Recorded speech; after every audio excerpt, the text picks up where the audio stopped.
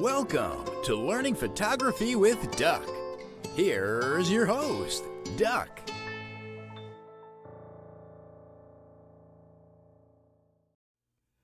Oh, goody.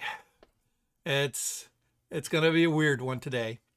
I was talking with a friend of mine who's a photographer up in the Farmington area, and I was stumbling over my words. Every third word, I was saying the wrong thing. It's like I better get this out of my system before tonight's session. Otherwise, I'm in deep trouble. So, plenty of warning.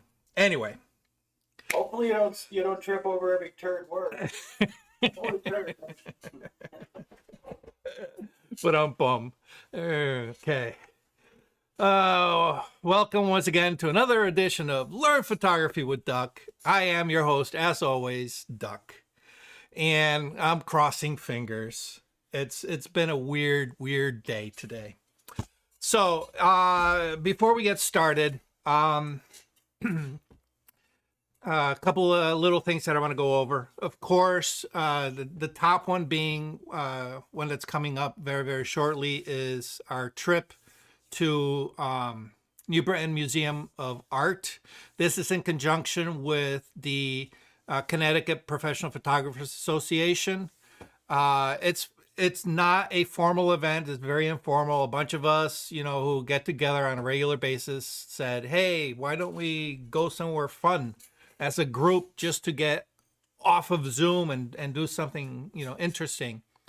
And I had suggested checking out the Ansel Adams exhibition at the museum, and everybody said, oh, perfect. So we decided that we were going to open it up to our friends and family, whoever wants to join us. And of course, I invited all of you guys. It's on, actually, let me go ahead and share my screen. That would be nice, right? Share screen. All right, part one of the stress test. We'll see how this goes. All right, so you can see Ansel Adams at the New Britain Museum, April 6th. It's their late night, so they're open late. We're kind of meeting there around 5 o'clock. You're welcome to get there earlier, but just realize that at 5 o'clock is when they charge half price for admission. Prior to that, it's $10. After 5 o'clock, it drops to $5. So it's up to you if you want to get there earlier and check out some of their other things. It's going to be $10 admission. There are two presentations going on that are of interest.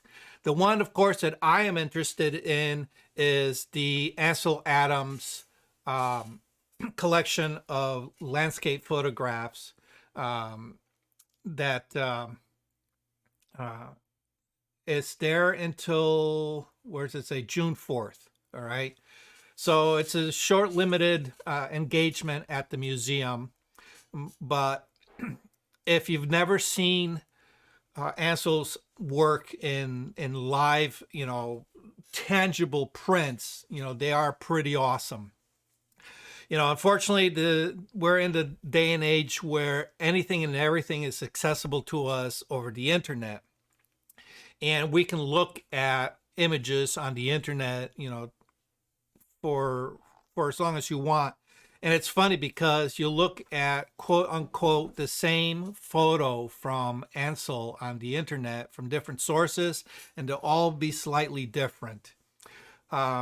The truth of the matter is, he did print out a lot of them, and there are differences in some of his prints, especially if you look at the early prints in a series.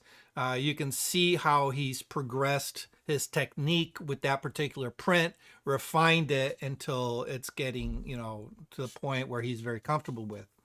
The more famous one, Sunrise in Las Cruces or something like that, whatever it is. The initial print that he made, the first print, does not have a black sky. That came about as he progressed his technique with that particular print. He ended up burning down the sky considerably. And it's just fascinating to see, one of the masters of photography's work in progress like that. But just being able to see the subtlety and tonality and the texture of the grain from the film and just the smell of the paper and everything, it's just phenomenal. So I really encourage you to come out and join us. In addition to that, at the museum, there's also the Edward Bertinsky series of photographs. I am not very well versed in this particular photographer, but from what I understand, it is definitely well worth checking out his work. So anyway, that's going on at the same time. We will more than likely have plenty of time to visit both collections. One of our members has a friend who is a docent at the museum, and there's some work behind the scenes to see if we can get kind of like an informal tour or an informal talk about some of the work there. It's not guaranteed, but if it happens, it'll be a nice surprise. I got word from Bill that he's reached out to a lot of his friends, and that there's a lot of interest from his group to come along with us as well. Correct, Bill? Yes, Plainville Senior Center, the camera club there. Awesome, awesome. And I mentioned it to them because the center is only 5 miles away from the museum. Nice, nice. I should have asked, but I didn't, and this is on me, but I will reach out to you just in case. If they need to sign up through the CTPPA website, I mean, there's no charge to sign up. I think they just want it for a head count. But Doug, I can do one of two things. I saw the website. I can either give you the names, or you can have me, and I put in the names, or some of these, because they're senior citizens, some of these people aren't really that computer literate. I don't know these people that I mentioned in passing to the organizer that you were bringing a lot of people with you, and she didn't even bat an eye. She said, "Awesome." Technically, the place is open. Right. Yeah. Mm-hmm. But if they want names, you can do one of two things. Yeah, I don't think she didn't mention it when I said that. So if you talk to her again, just say Bill Delane is bringing 14 people from the Plainville Senior Center, right, including the director. Cool. All right, I'll pass that along. And if she needs a formal list for head count, just to account for people, I'll reach out to you and let you know. You have my phone number. Yeah, right? Yeah. Okay. You can give them my phone number and or email. Okay, I appreciate that. All right. The what do we got? The other let's go to this.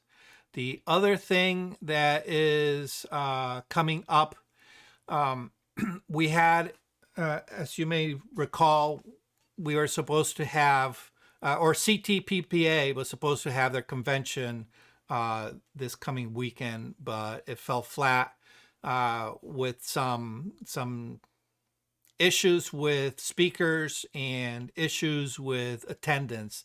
So it got pushed forward, and they just picked out a new name, new date. See, I told you. My mind is going on me today. June 23rd through the 25th. I believe it's still up in Windsor. I have to double check that. But anyway, if you're interested, that's the new date. As far as photo walks, there was going to be a photo walk in conjunction with this month's convention through CTPPA, but because the convention kind of dropped, we decided that we're not going to do a photo walk this month. We're going to wait till next month. Um, there's a debate as to what we're going to do. But as soon as I find out, I'll let you guys know. So anyway, in the meantime, if now that the weather is starting to get warm, I'm looking to do some, photo walks of my own, just to get out and get some fresh air and socialize with, you guys and have a good time. And so if you have any suggestions of where you would like to go, hit me up. Either email me or drop me a direct message through Facebook, and I'll see if we can put something together. All right. Doug, I have two ideas.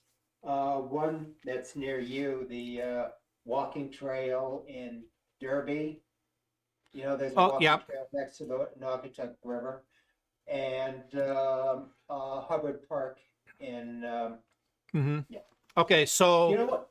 I will send you a list because until I moved, I belonged to the Prospect Senior Center, and I gave them a list of ideas. So if I still have that list someplace, I'll send it to you. Awesome, that'd be great. So the Derby Greenway Trail is actually part of the Naugatuck Valley Trail and extends. It's supposed to eventually connect up to Seymour. I don't know if they quite connected it yet, but I know it goes from Ansonia through Derby down into Shelton, and there's plans of eventually continuing it down into Stratford. And up towards Waterbury. They're constructing in Waterbury now. Oh, cool.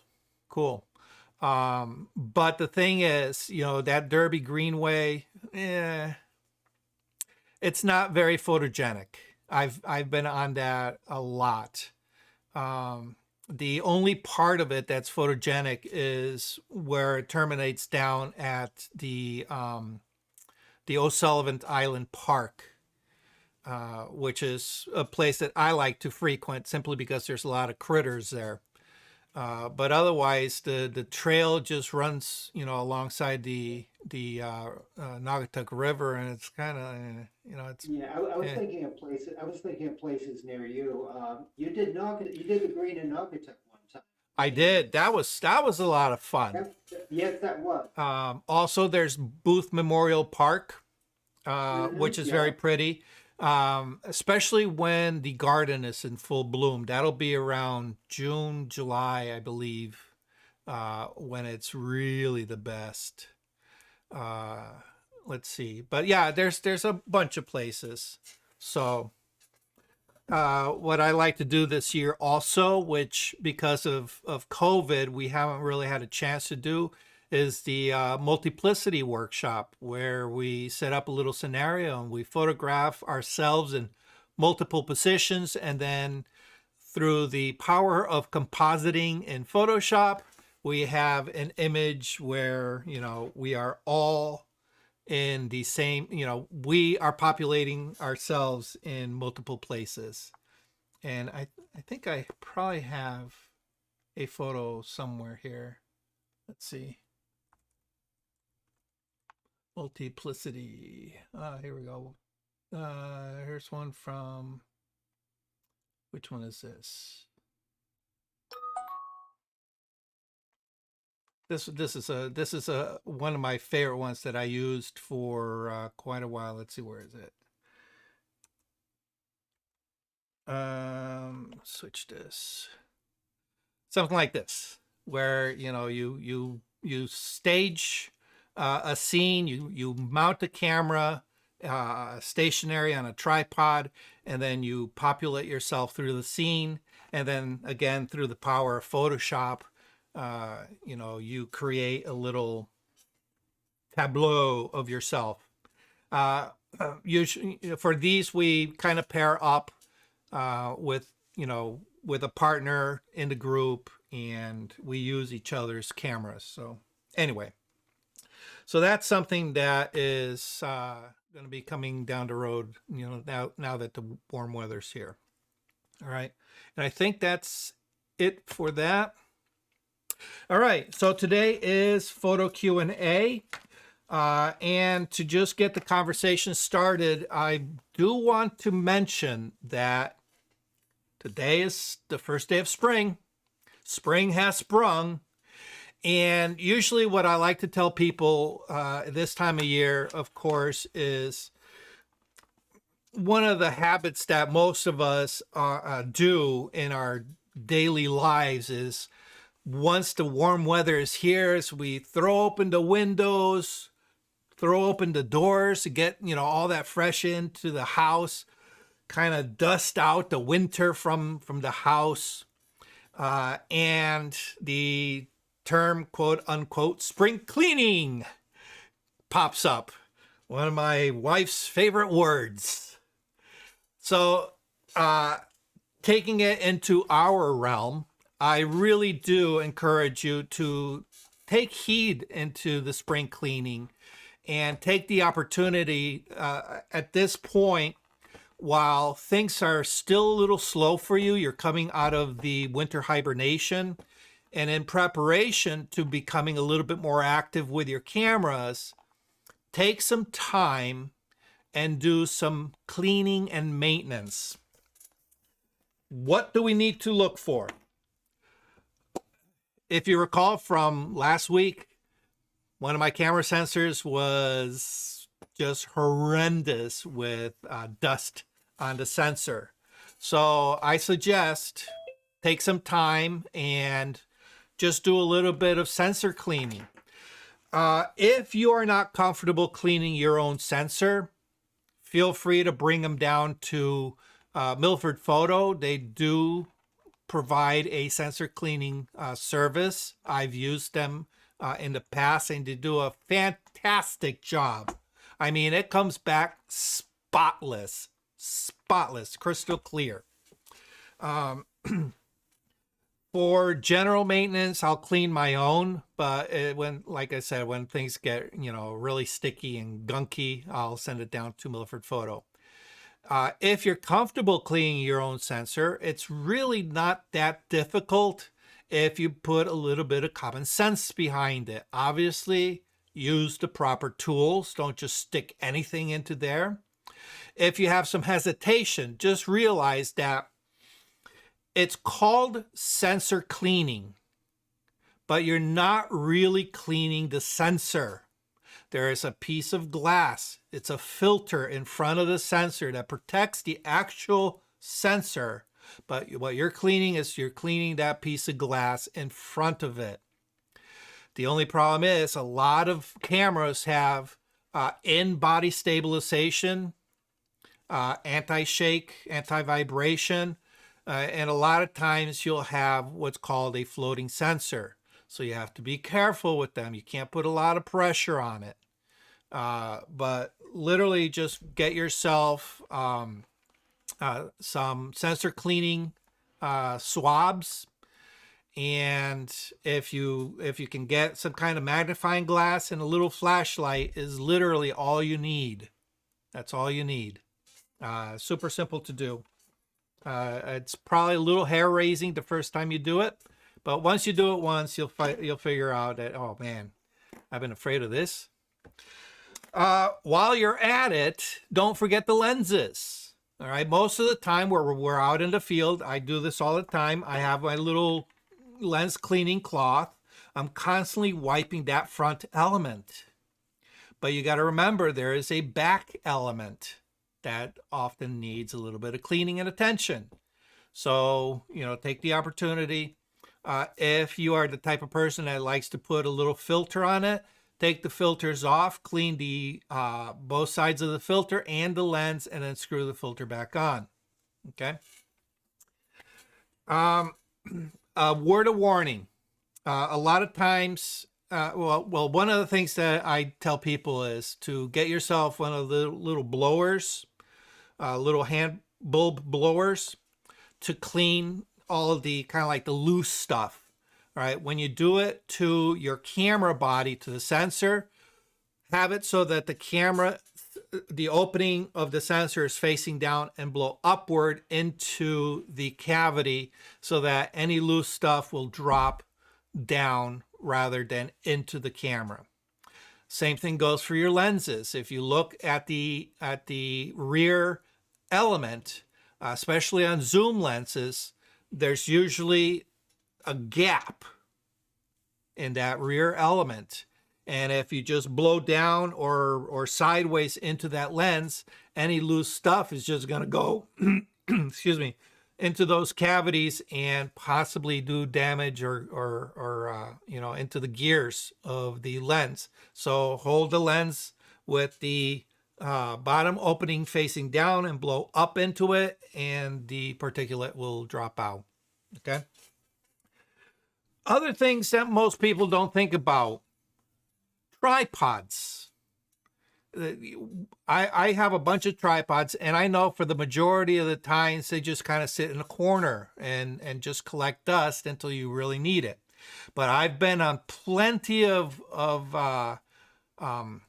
you know, photo walks and workshops where I see people struggling with a tripod or even a monopod, and I'm looking at them struggling.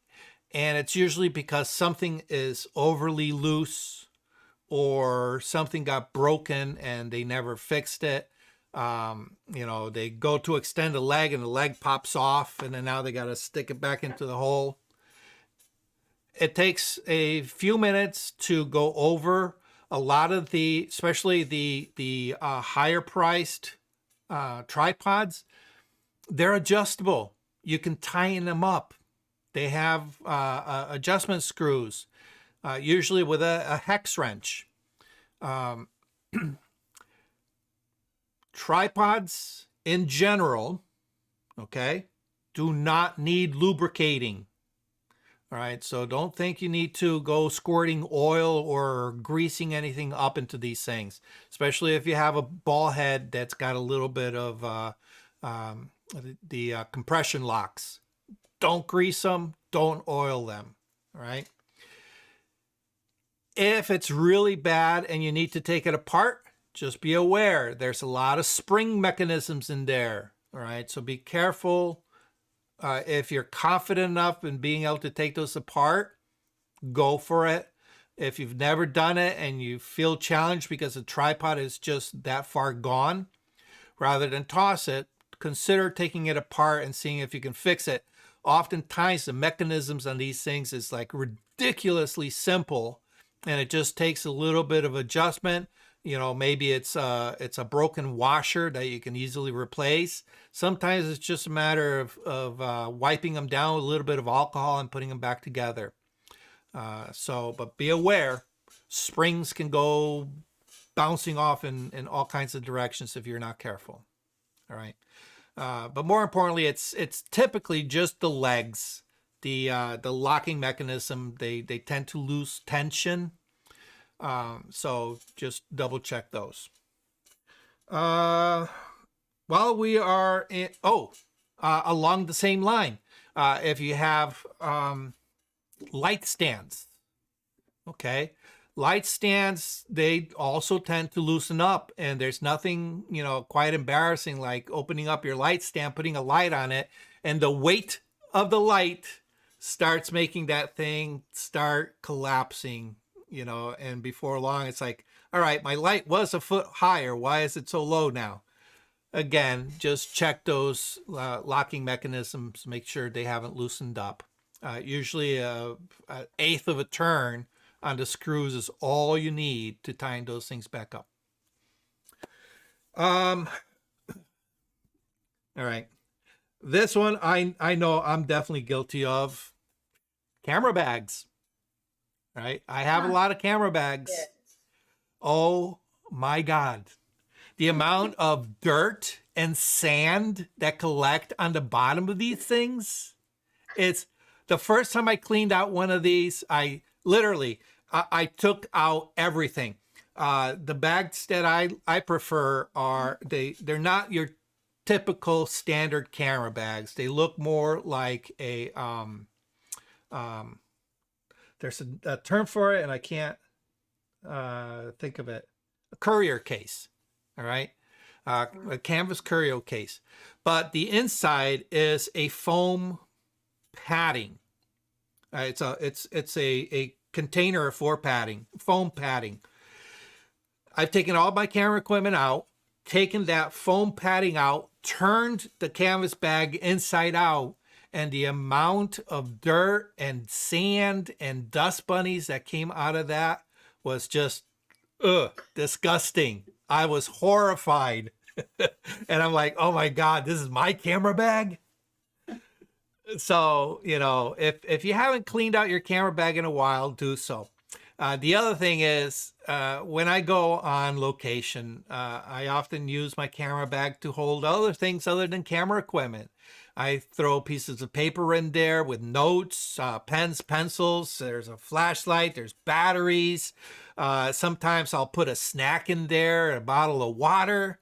And sometimes things get shoved down in and around and behind that, you fail to notice during your normal routine.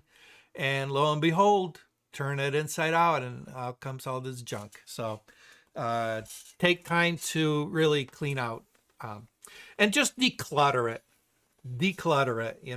There are certain things that I keep in my camera bag that are useful, like a little flashlight.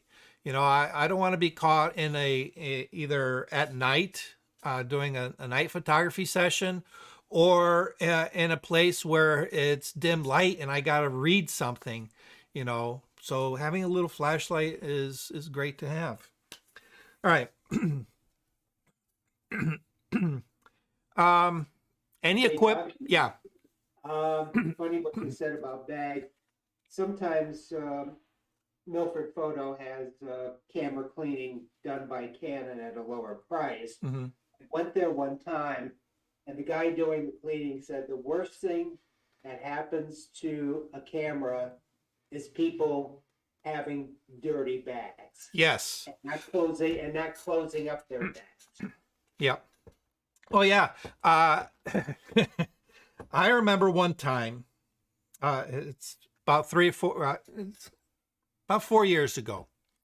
I was at can't remember where it was, but there were a bunch of amateur photographers around me, and there was this young girl who did a lens swap on her camera. She took off her long telephoto zoom and put on a short, a short lens, 50 millimeter or something like that. She took the zoom lens, threw it in the bag, no cover on the back. And I'm like cringing. It's like, oh my God, and she thought nothing of it. So anyway, I approached her and I warned her that, she could be looking at a very expensive replacement if she continued doing that. She thanked me and went on her way. Anyway, on the subject of equipment, I know for my part, having a working studio, having extra equipment because I teach, I have all kinds of electronics sitting in drawers and cabinets and things like that. Go through your stuff.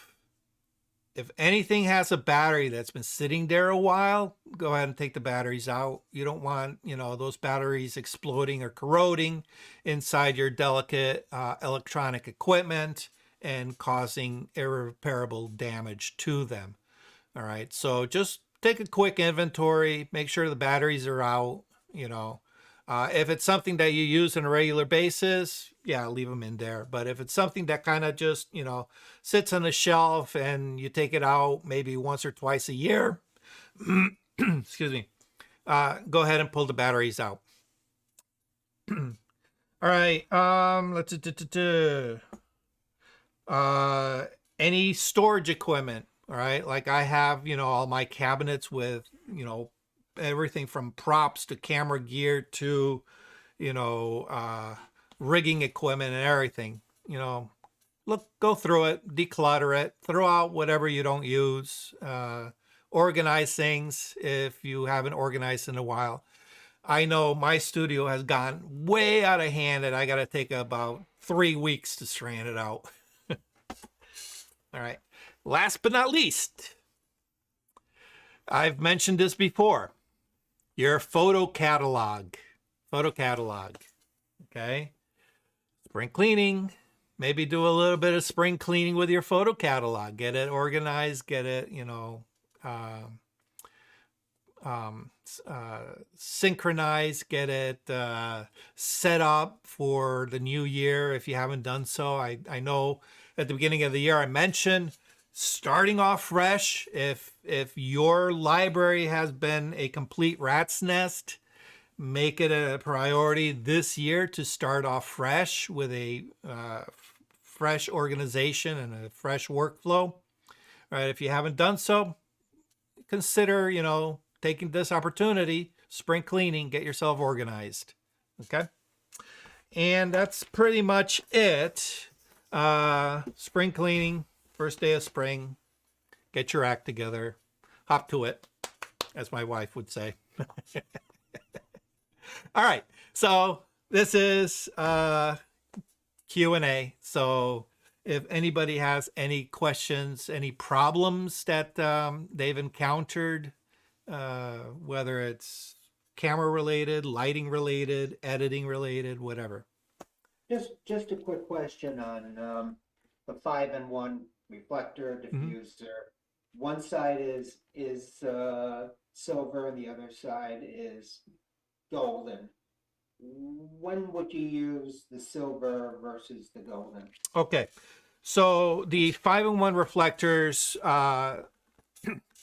depending on the manufacturer, will have any variation of colors / metallics. All right, the more common ones is with the, like for example, with the 5-in-1, the base hoop will have silver on one side, gold on the other side, and then maybe, no, I'm sorry.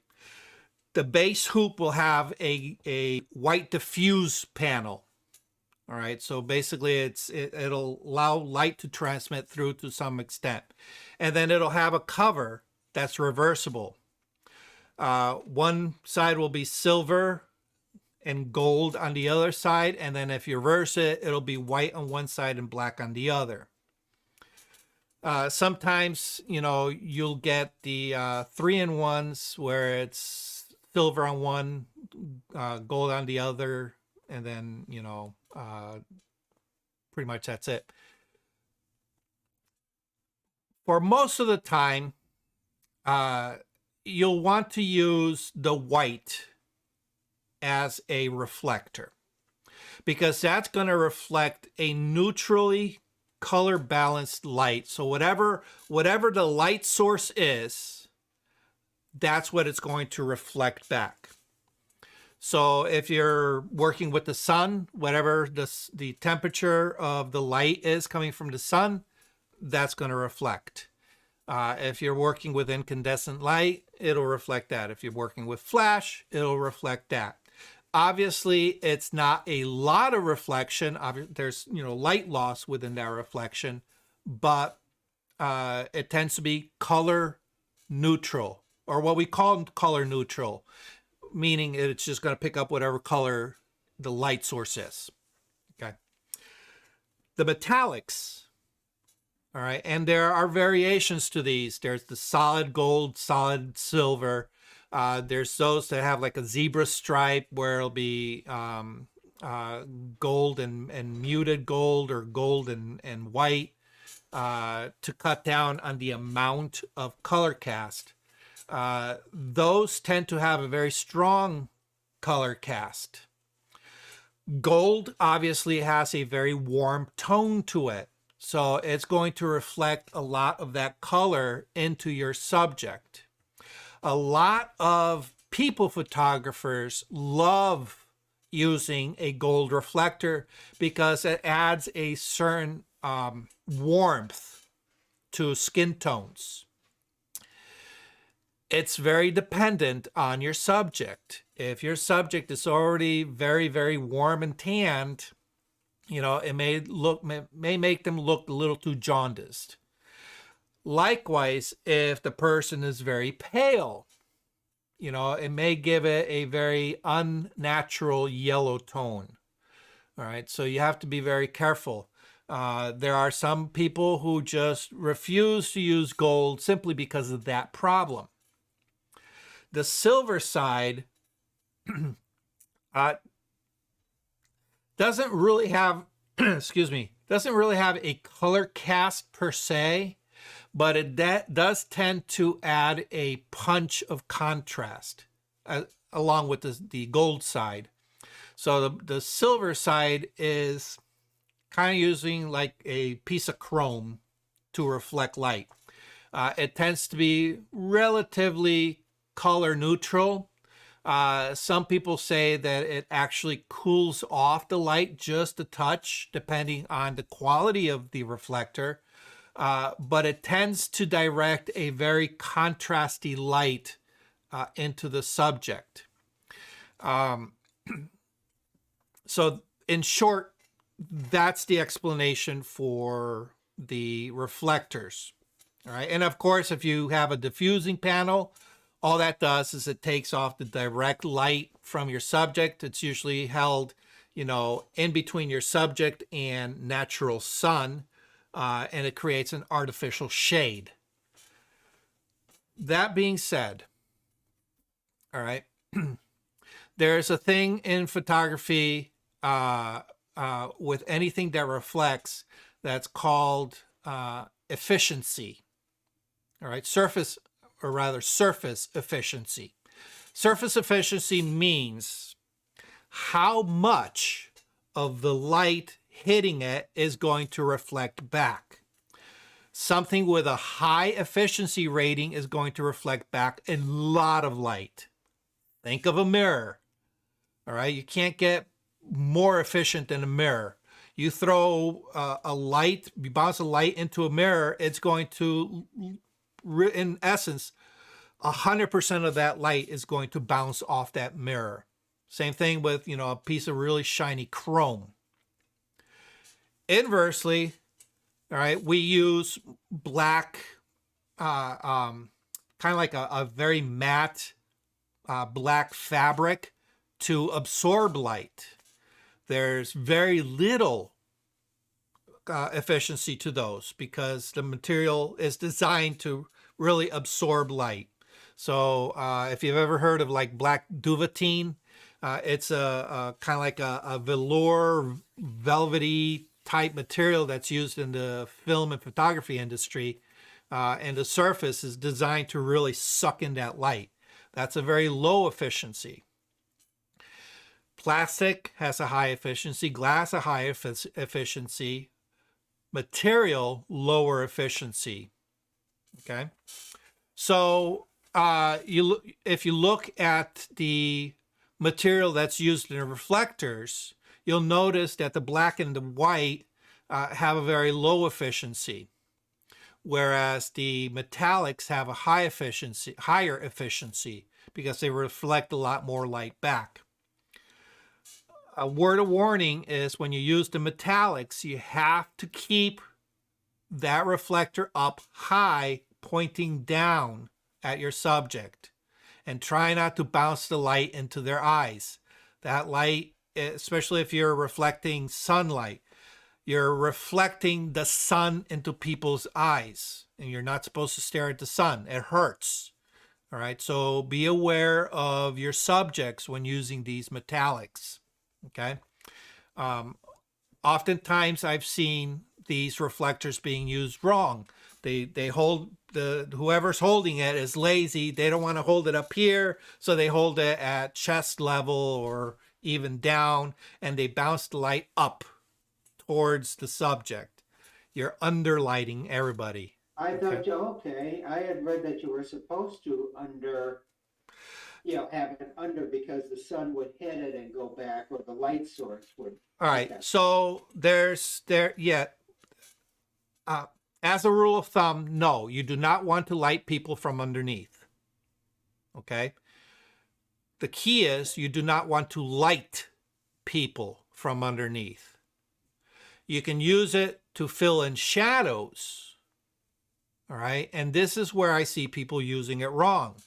All right. They just see a photograph of somebody holding the reflector down here, and you know, bouncing the light up towards the subject, they figure, oh, that's how these things are used.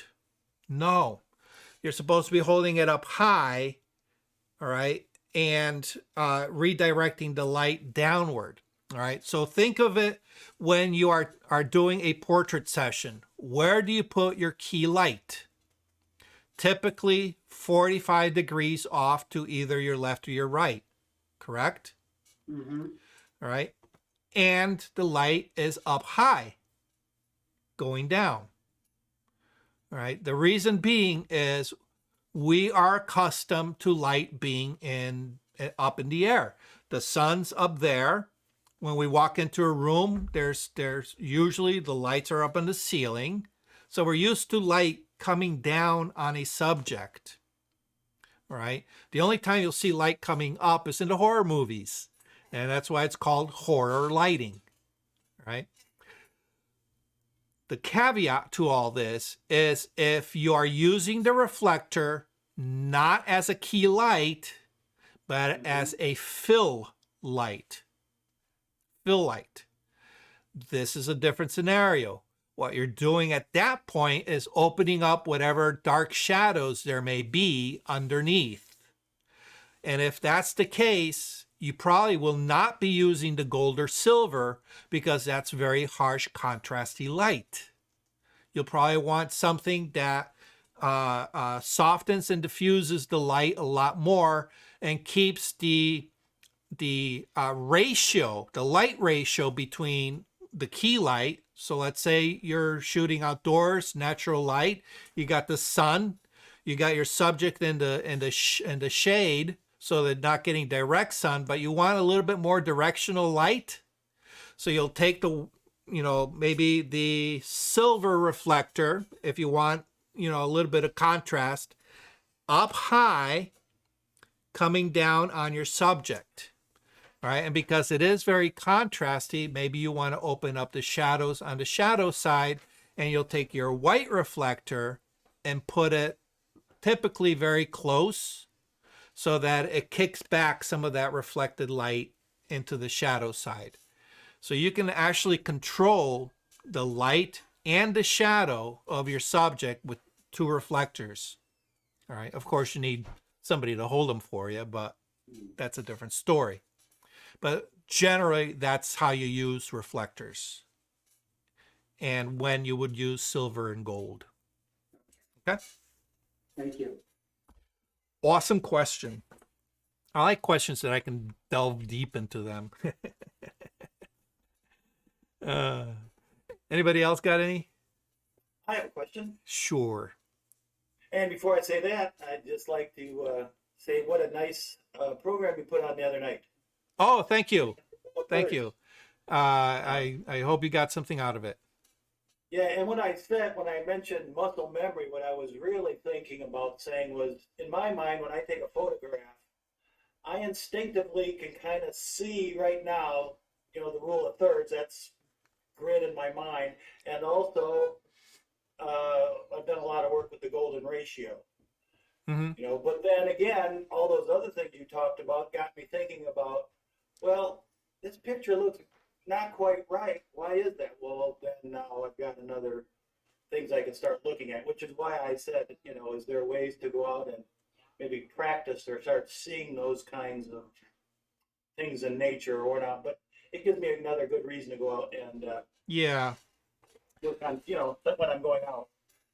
Yeah. The So, other thing that oh, yeah, go ahead. I'm interrupting now. No, go ahead.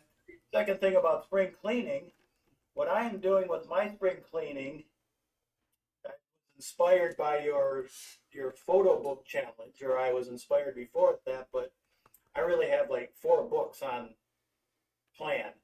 So what it requires me to do now is to go back through my old library and get it organized in such a way that I can move it easily through Lightroom. Yes. You know, and I'm going back to my 2 megapixel DC 290 from, you know, 1998. Yeah, yeah. But I'm in the midst of organizing them, you know, because there are a couple of good photos back then that I can work with, and so that's been a different kind of spring cleaning for me. So Good. Awesome. Yeah. I'm excited to see what you come up with. yeah, You know, for me, the reason that particular project came to mind is because I have a bunch of photos that I took in Ireland that I never did anything with. They're sitting on my hard drive, gathering dust, doing nothing. So, in conversation with my wife one day, she mentioned that I should publish a book with all the photos from Ireland. And it's like, I toyed around with that, but I've never really got down to doing it. And I figure, I'll I'll create a challenge, I'll throw it out there, and hopefully it'll be the kick in the pants that I need to put it together. So I'm glad to see. that spawns another question, which wasn't one of my other ones I didn't get to yet. When you first mentioned that, you said, and you gave us how to do this all in Lightroom, you went and said, well, I didn't use this, I used something else. I thought I heard you, and Yes. is it that thing that's in Blurb? They've got some software. Did you find No, that? I actually I use Affinity Publisher for all my publishing. It's what I use for my little magazine promotional. So it's all it does is it allows me to do page layout a lot easier than working with templates. But I have the experience, because I'm a graphic designer by trade. I have the experience of working with these softwares and doing my own page layout and encoding it with my own table of contents and page numbering and so forth. Whereas somebody who's never done any kind of publishing will struggle with it. So, Well, I do have some. Actually, I have quite a bit of experience in publishing. yeah. So use Back when they called it PageMaker. Yes, yeah. Well, actually, do you remember Quark Express? Yeah, all that stuff. Oh, Window. what a clunky piece of software that was. Holy shit. But back in the day, that was it, But anyway, yeah. So, use what's easy for you. I know the majority of people are not, comfortable using high-end layout programs, may not even have high-end layout programs. So, having that ability within Lightroom really, really opens up a lot of doors for people. And it takes a little getting used to trying to figure out all the different parts of the templates because, there's so many pieces that you can,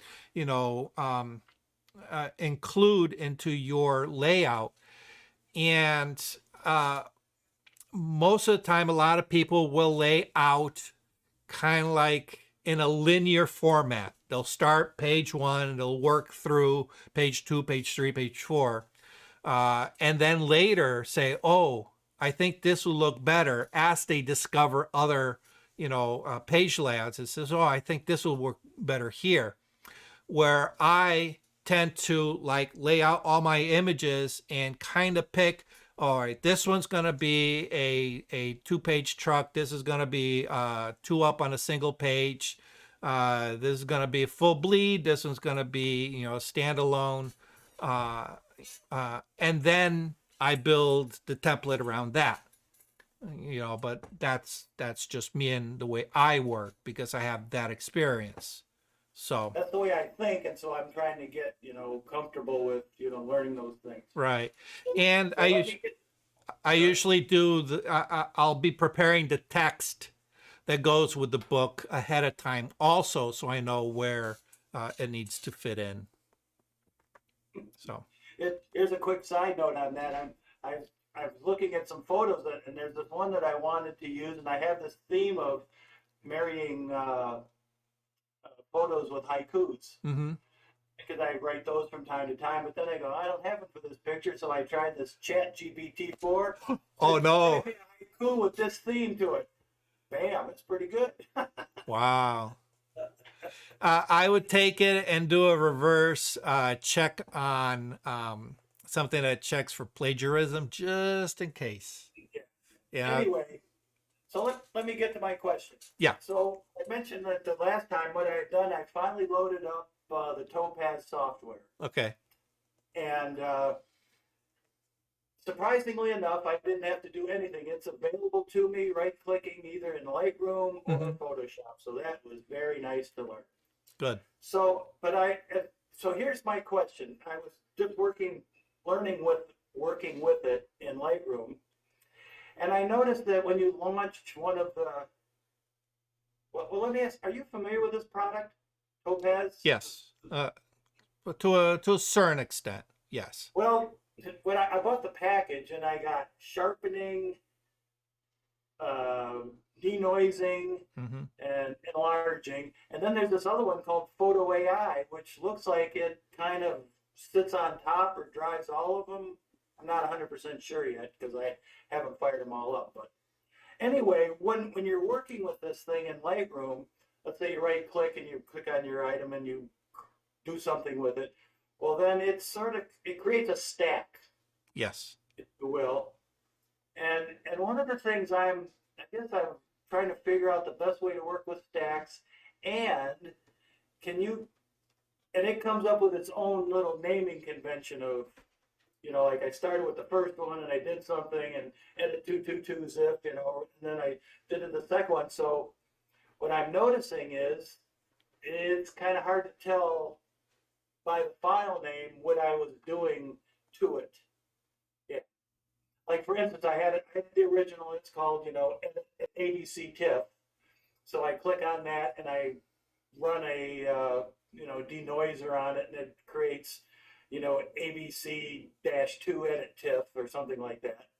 And then if I go and do something else to that original file, it generates another name, so I don't know if there's a way to isolate or if I can change names to keep track of what I'm doing, or as I get more and more familiar with this, then I will be needing to do that. Right. Now, are you running independent of Photoshop? Well, no, what I was doing, my first project, it was all done in Lightroom. So Okay. I've got these stacks in Lightroom, Okay. All right. I see what you mean. Yeah. Well, typically any of these third-party programs will reload the stack back into your library.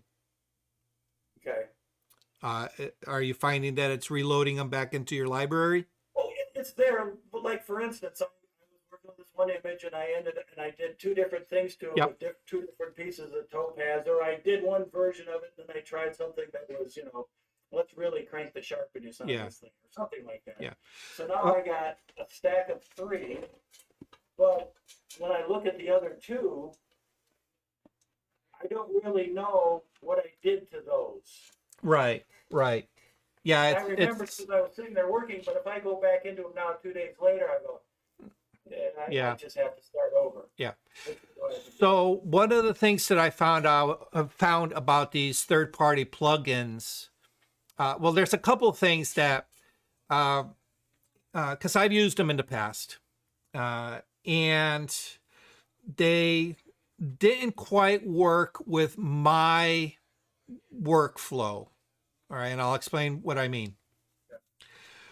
Third-party software, like Topaz, is designed to work with Adobe products, but they're also designed to work as a standalone program.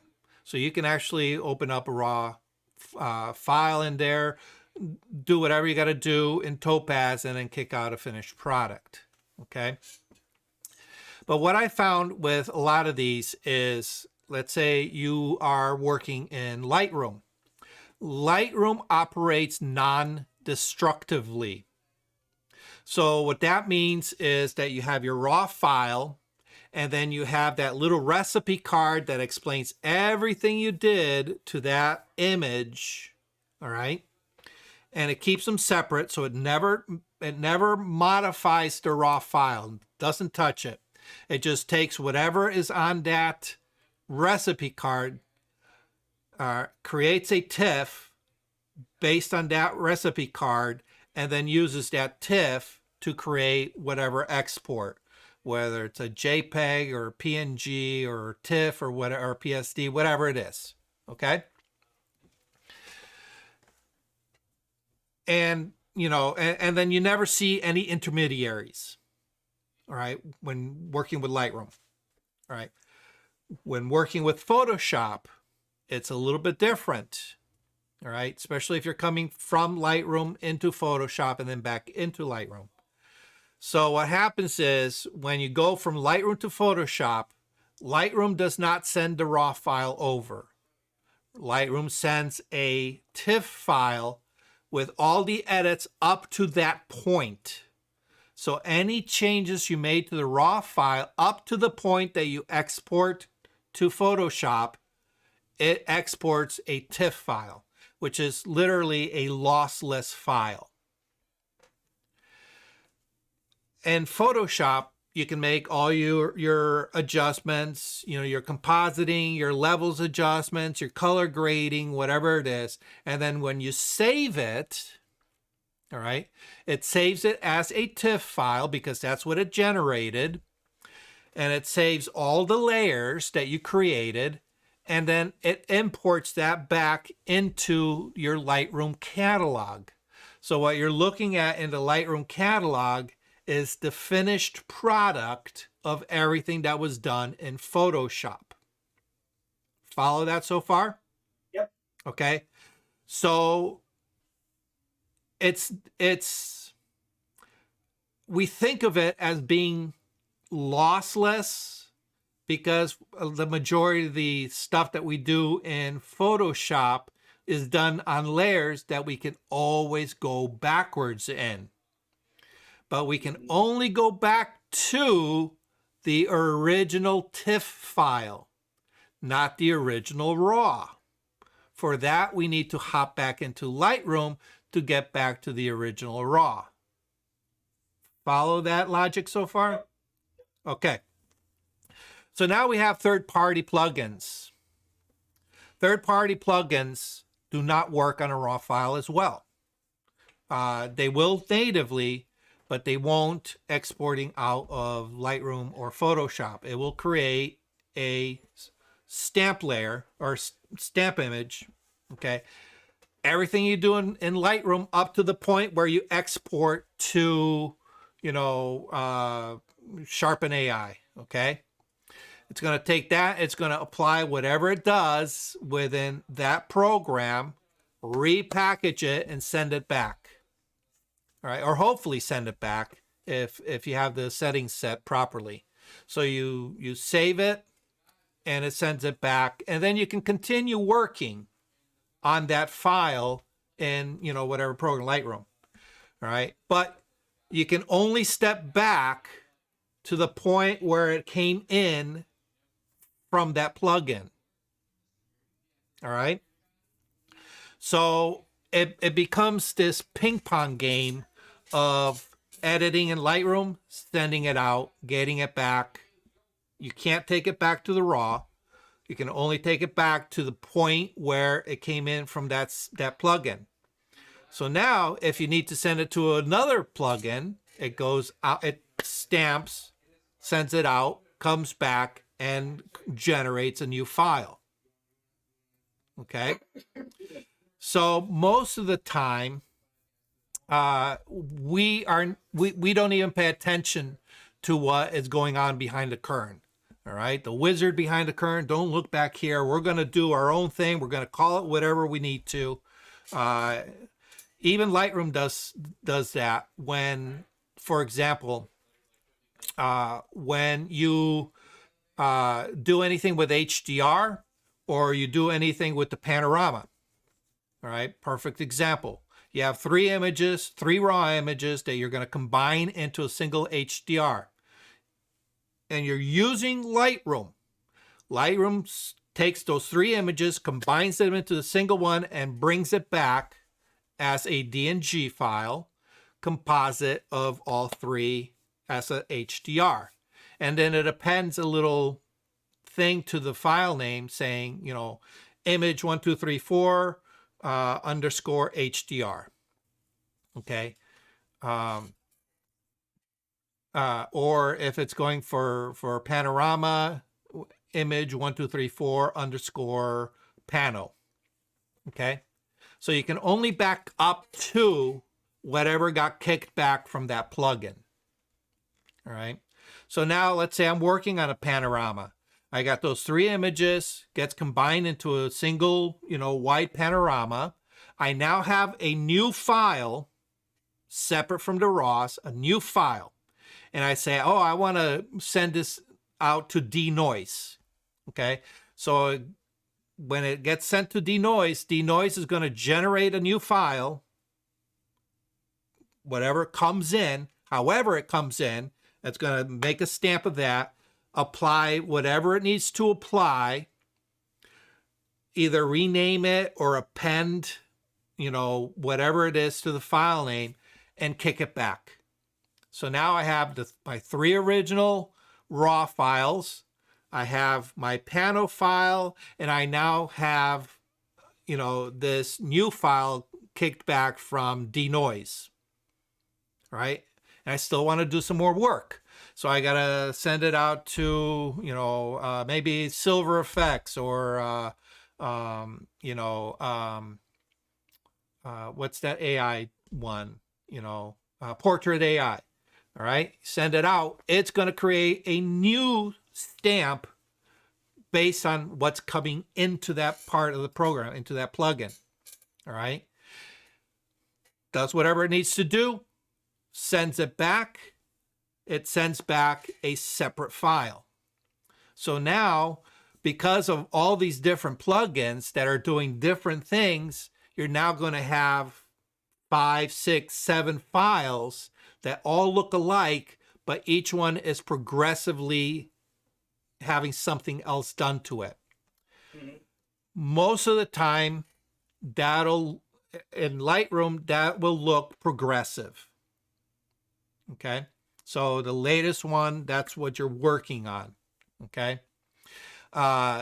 If you're having a hard time figuring out what's doing what I would do when it kicks it back into Lightroom, go to the metadata and the library catalog and just change the name to something that makes sense to you.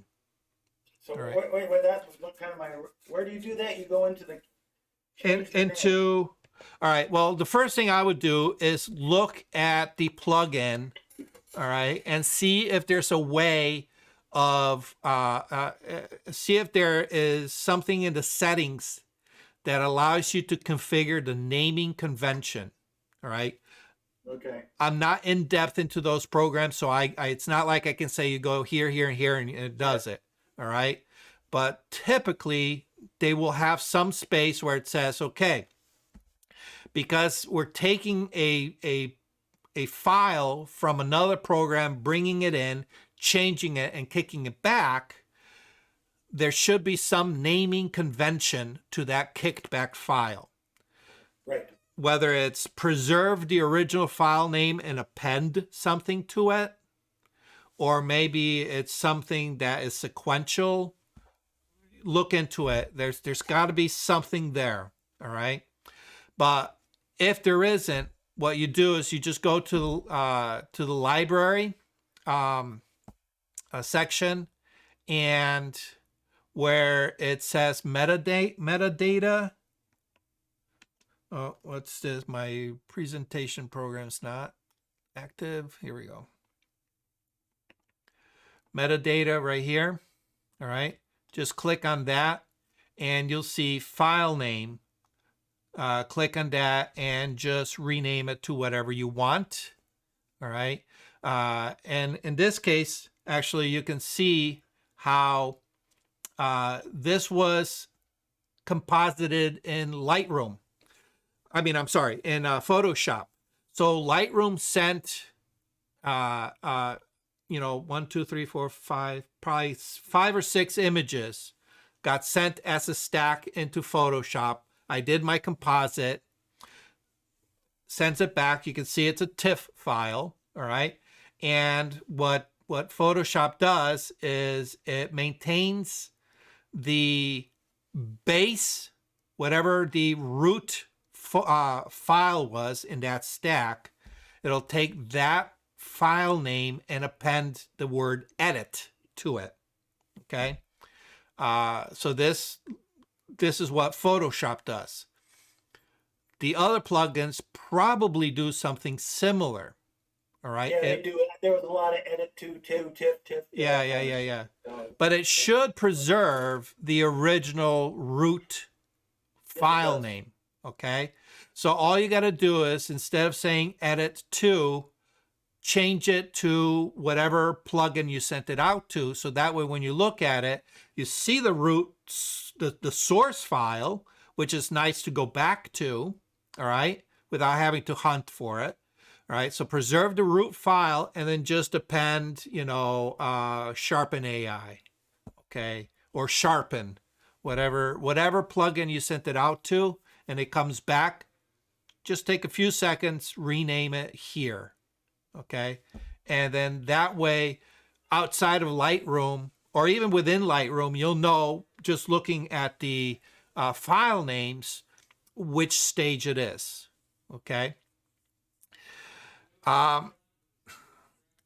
As far as, multiple stages, you might want to use a progressive number so that the first time you send it out to the plugin, it'll say 1. So you know how it says edit 1, edit 2, edit 3? Just change the word edit, but keep the numbers. That way you know the highest number is your latest iteration, even though you've replaced the edit with whatever module you sent it out to. All right. It's a pain in the ass, I know. And to be honest, I wish there was some way of correcting this within Lightroom. Here's my problem with this naming convention. When I do event photos, oops, let's turn those off. When I do event photos, I tend to do, depending on the lighting situation, I will do both shoot for HDR, but I also tend to prefer shooting a lot for panos. All right. A lot of the events, there's a crowd of people. I'm in a big room, and I'm not using a very wide lens. I'm using my 24-70. Okay. So even at 24, I'm not getting the entire space. So I find that I'm shooting panos every so often, just so I can give my clients a nice panorama that showcase everybody in attendance and the venue and the whole 9 yards, right? And I do the panos in Lightroom. So I'll pick my 2, 3, or 4 images that go for the pano, whatever it is. I kick it out to the pano plugin. All right. It stitches them together, and it usually does a really, really decent job. Kicks back a new DNG with all of them stitched, and it'll be, image 1, 2, 3, 4 dash pano. Here's my problem with this. When I batch process my exports, all right, I've taken all my images that have been flagged and edited. I'm now ready to batch process, and it'll be, 120 images. I got them all selected. I do batch process. I got my preset for event photos. I click it once, it churns them and kicks them out. But what it's doing is it's renaming it, but keeping that 4-digit number. All right. And by default, that 4-digit number that the camera puts is at the very end before the .raw, right? Except when you do a pano. Except when you do an HDR. Except when you do an edit in Photoshop. Guess what? It's not seeing a 4-digit number, so it leaves it blank. So by default, the way I have it set up, it'll put Unitas Photography 1234 dash or .jpeg. Okay. When it comes across an edit, a pano, or an HDR, it leaves it blank, and it does Unitas Photography dash blank, or actually nothing there, .jpeg. All right. The next HDR panel or edit that it comes across, it says, oh, I already have a file that's Unitas Photography .jpeg. I can't override it. So I'm going to call this one Unitas Photography .2 -2.jpeg, -3.jpeg, -4, and so on. So now what happens is my reference number to the original file is wiped out completely. And because it's a single number instead of 4-digit, it puts all of those out of order at the very beginning of my stack of images. So it destroys the chronology of the event. Very frustrating. I wish there was a way I can tell Lightroom and says, instead of putting the pano, the HDR, or the edit at the end, either do it at the beginning or do it in the middle, you know? I know it's probably asking a lot, but I wish I could place it somewhere else so that I can still maintain that 4-digit number at the end. It just frustrating. So I have to manually, every time I do an HDR, a pano, or a Photoshop edit, I have to go into the, when I'm doing events, not, my other stuff. When I do events, I have to go in and I have to switch the location. I literally have to delete the word pano and retype it into the middle of the file name. Fortunately, I don't do more than like 4 or 5 in an evening, so it's not like a big deal, but it's still something that I consciously have to think about doing all the time, So in this case, for you with these plugins, you just have to rework your workflow and keep it in the back of your mind that when it comes back into Lightroom, you need to take that few seconds to rewrite that file name so you don't get lost. Okay? I got more. So imagine I've got this file, abc.net, that I'm going to work on. I've brought it in and I've stashed it in my catalog. Now, I want to put this in a collection. Well, actually, here's my question. I want to put this file in 2 different collections because I want to do 2 different things to it as 2 different projects. Okay.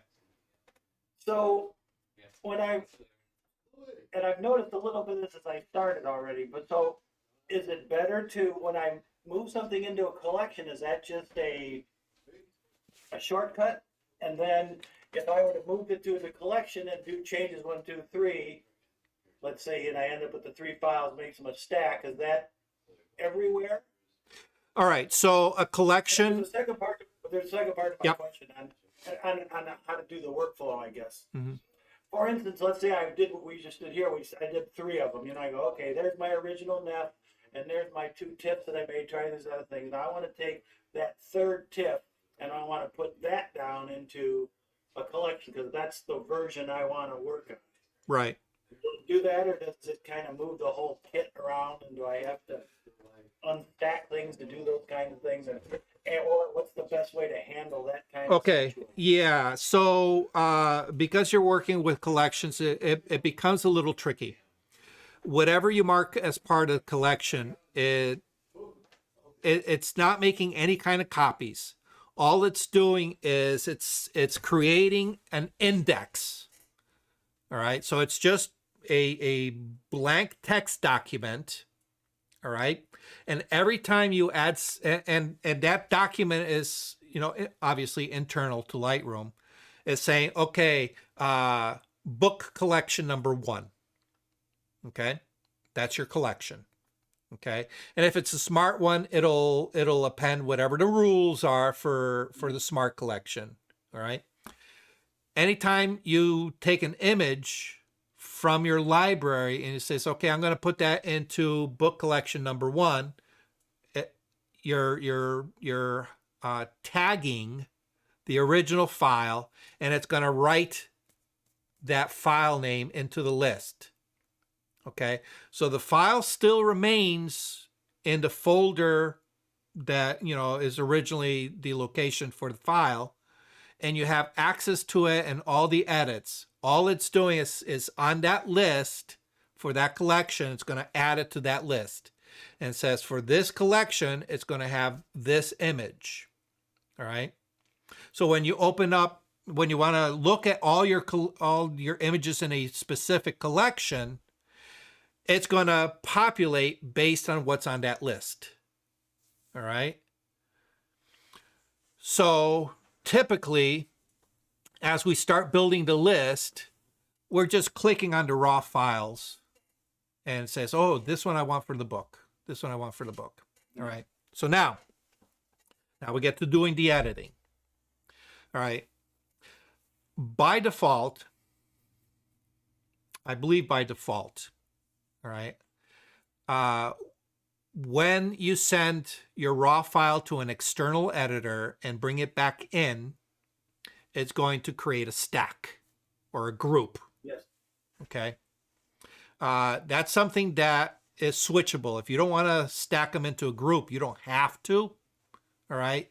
And also, if you don't want to import it back into your Lightroom catalog, you don't have to either. All right. It makes me, in my opinion, it makes sense to bring it back into Lightroom because usually you're going to continue the workflow. And in that case, it makes sense to keep organized by putting them all into a stack so you keep that cluster together. However, any flags, any colors, any star ratings you put on your initial raw typically does not transfer over to your edits. All right. Likewise, if it's going into collection, you won't see those new edits in the collection. You won't see the color or the edits? The edits. Okay. All right. Won't go into the collection. All right. And of course, I'm talking on my ass right now because I have, from what I recall, it doesn't. All right. If you want one, if you want one of the edits, you need to go ahead and add it into that collection and take out the original from the collection. Okay.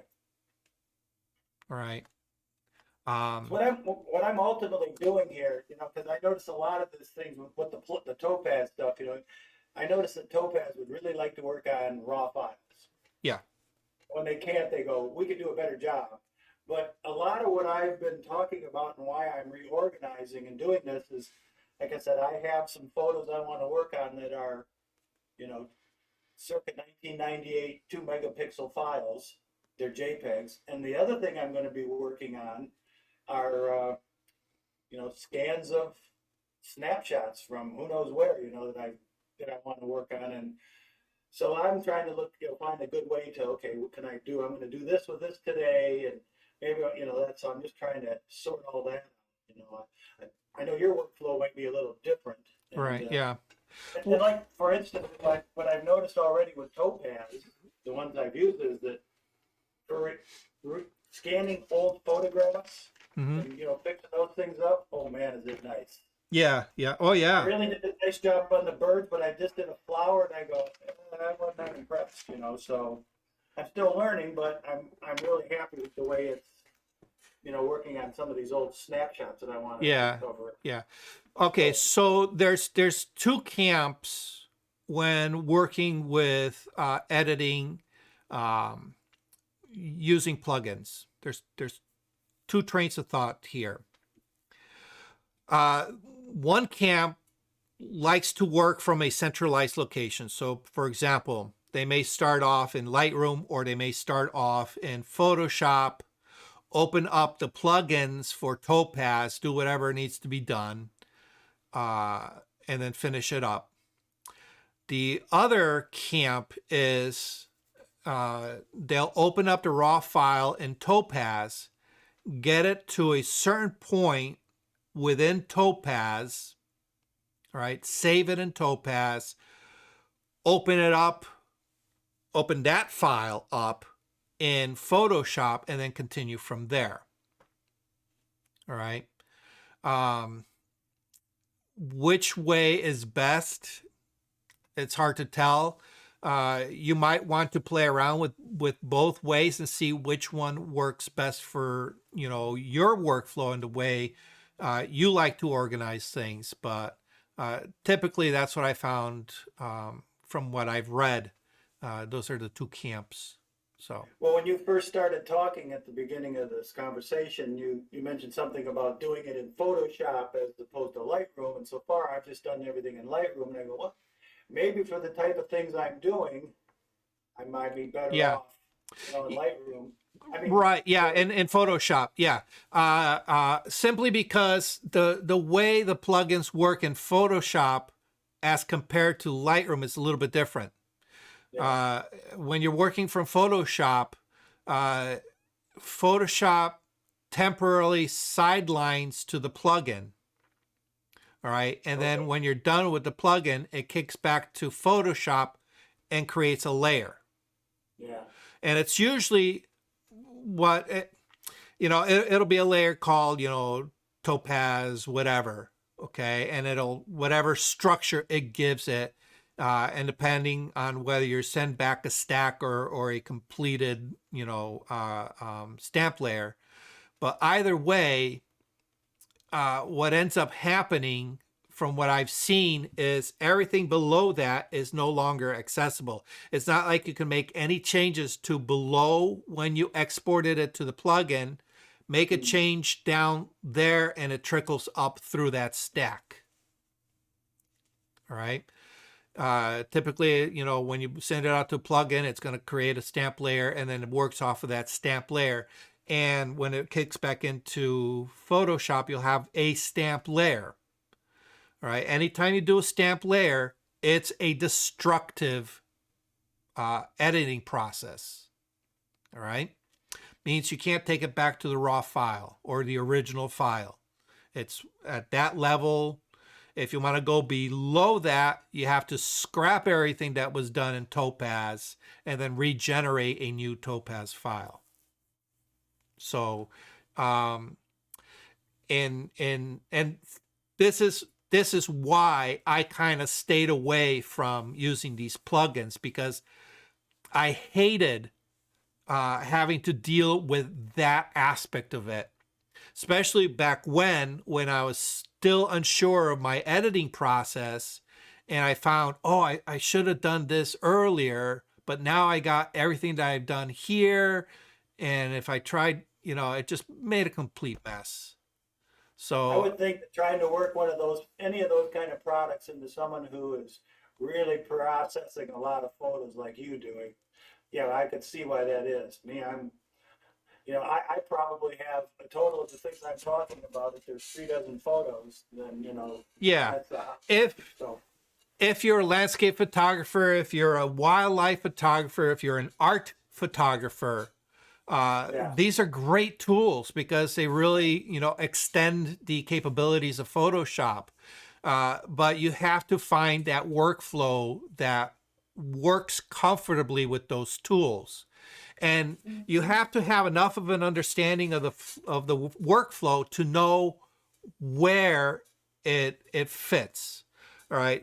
Take, for example, and I'm just pulling this off the top of my head, denoise. mm-hmm. There are 2 camps to the denoise battle. One camp says, oh, you want to do all your denoise before you do all your editing. Because what happens is, as you do certain edits, especially anything that deals with increasing luminosity, is going to exaggerate that noise. So by taking that noise away at the beginning, you are actually working with a cleaner copy. All right.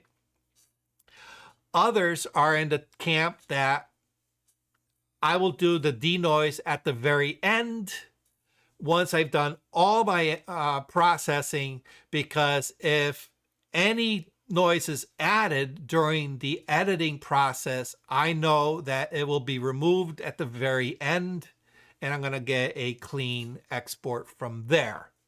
Of course, you can be a rebel and say, I'm going to do it both times, at the beginning and the end. But yeah, and that's just an example with the denoise. If you get any of the other modules from Topaz, you might say, well, I need to take my edit to a certain level before I can send it out to that particular part of the program. But you have to be familiar with the way Topaz works in conjunction with Photoshop. And that comes through with experience, Yeah, I'm going to learn it because, like I said, I've got a couple of 2 megapixel 1998 pictures and so my thought is, well, maybe the first thing I want to do is make it bigger. Oh, upscale it. Yeah. And then go and then see what I want to do to it. So I'm going to try 2 or 3 different things, but part of why I was asking those other things is that I want to make sure. I just found the original last night, and okay, I'm going to put it where I can do things to it, and then try other stuff. So this has been really good for that. Yeah. On Well, on the topic of workflow, it took me a long time to figure out what a good workflow was for me. Simply because there's when you're first learning, there's so much experimentation as you're trying to work your way through, what does this tool do? What does that tool do? And then as you work with them, you realize that, wow, if I use this tool before that one, it has a very negative effect. So now I have to make sure I do this first before I do this. And it's part of the learning process. All right. There's also times where I'm like, oh man, I forgot to do such and such. I should have, but it was because I did not have the experience. And it wasn't until after the fact to go, hey, dummy, you should have done that way back when, but now it's too late. So after you've had to redo your work a couple of times, it starts sinking in. Well, I worked for a number of years doing building images and photography for websites, and never knew about Lightroom. And I was looking back at these pictures on what some of my workflow was, because it was always JPEG to PSD to another PSD and another PSD, and okay, this PSD, and now I got Yeah. And then I'd end up with a picture that was a JPEG that was for the purpose, and Yeah. and go back later and go, oh, that's pretty damn small. Yeah. So now that's Yeah, why I'm excited about it. And one more little note on workflows. You're going to find that your workflow is constantly going to be progressing. It's going to be advancing. I found, like, for example, just going back 2 years in Lightroom, I was very comfortable with my workflow in Lightroom. And then Lightroom introduced all these nice masking things, beyond the basics. And all of a sudden, I found my workflow completely changed. 2 years ago, I did about 90% of my editing in Lightroom. Once they added the masking feature, I'm finding I'm editing maybe 95 or 96% of my images in Lightroom, and less in Photoshop, because just by adding that masking capability within Lightroom removed my need to take it to Photoshop, because I found what I was missing previously and using Photoshop to do is now being handled right inside Lightroom. So it's pretty nice. I've been playing a lot with it the last month or so. Yeah. Especially the background, because I do a lot of that with this nature stuff. You got a bird, you want to get rid of the background. Click, click, it's done. Yeah. Mhm. Yep. all my event photos, I don't export to Photoshop. I have no need. You know, one, they're not high-end photos to begin with. You know, I'm not doing any kind of crazy stuff. But now that I have that masking capabilities within Lightroom, especially with the AI masks, holy cow! You know, it's amazing. All my event photos are edited strictly in Lightroom, and the nice thing is I can use the batch processing for the majority of those. So I'm not editing one at a time. I'm editing 2, 3, 4 at a time, depending on the photos. You know, like I said, I'll do the occasional HDR, especially if there's, you know, some of these corporate events. They hold them in the morning when the light is coming sideways through these huge, you know, plate glass windows. So I'm shooting a lot of HDR in the morning events, and a lot of these are in big conference rooms that are huge. So I'll do a lot of panos. I'm no longer opening up either a third-party program or sending them out to Photoshop. Everything's being handled right internally inside Lightroom, and I love it. You know, makes my work so much easier. It really does. So When you say you're shooting in HDR, as you know, I bought a 5D and there's an HDR function on that. I haven't used it yet. Are you shooting with that, or are you shooting? No, I'm bracketing. Okay. Yeah. I'm shooting for HDR. Okay. Yeah. So you must be using a tripod, right? Nope. Handheld. And you're able to, wow. Yeah, because my shutter speed's high enough. Okay. And Hi. at these events, anywhere from 1/60th, about usually about 1/60th of a second. Okay. 'Cause that's what I usually shoot. All right. Yeah, roughly about there. And I find that, you know, for handheld, that's enough.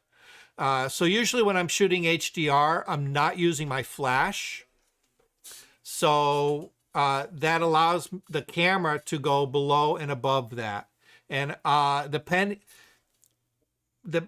I bracket it is really dependent on the lighting condition.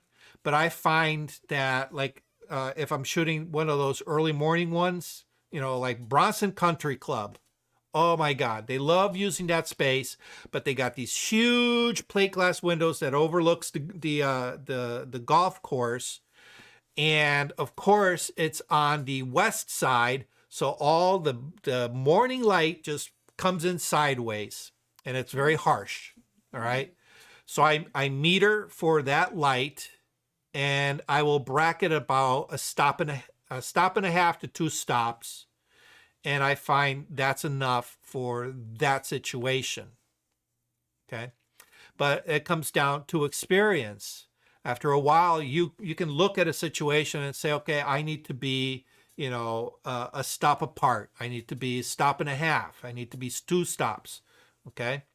And yeah. Are you using mirrorless? Nope. I got my trusty 5D Mark II. That thing's what, 10, 11 years old, 12 years old. I don't know how old that camera is. Okay. So that means I got 3 of those. That's how much I love that camera. I got 3 of them. I have only one of them. I have my 7D and my 6D haven't seen service in quite a number of years. And my 40D, whew, that antique. Oh, I got rid of my 40D. I should have a long time ago. I should probably give it to, you know, my daughter or something, you know. I get a little kit lens to go with it and say, here you go, kiddo, have fun. Before you end, can I share my screen for one thing? Yeah. Okay. I have one more question. Oh, go ahead. Go ahead. It's not a question, but a suggestion based on what we were just talking about. I don't really understand HDR. It pops up on my phone when I take a picture sometimes with my camera on my phone. It goes HDR, and it looks cool. And I've heard people talk about it, but I don't know, when you just were talking now, like, do you take pictures and apparently you bracket them and then you do some things when you get it in Lightroom. So sounds like there might be a little session there. Yeah, I could actually do it right now really, really quickly. Tell us about it because I don't know. All right, so let me pull this up real quick and switch over to this. And it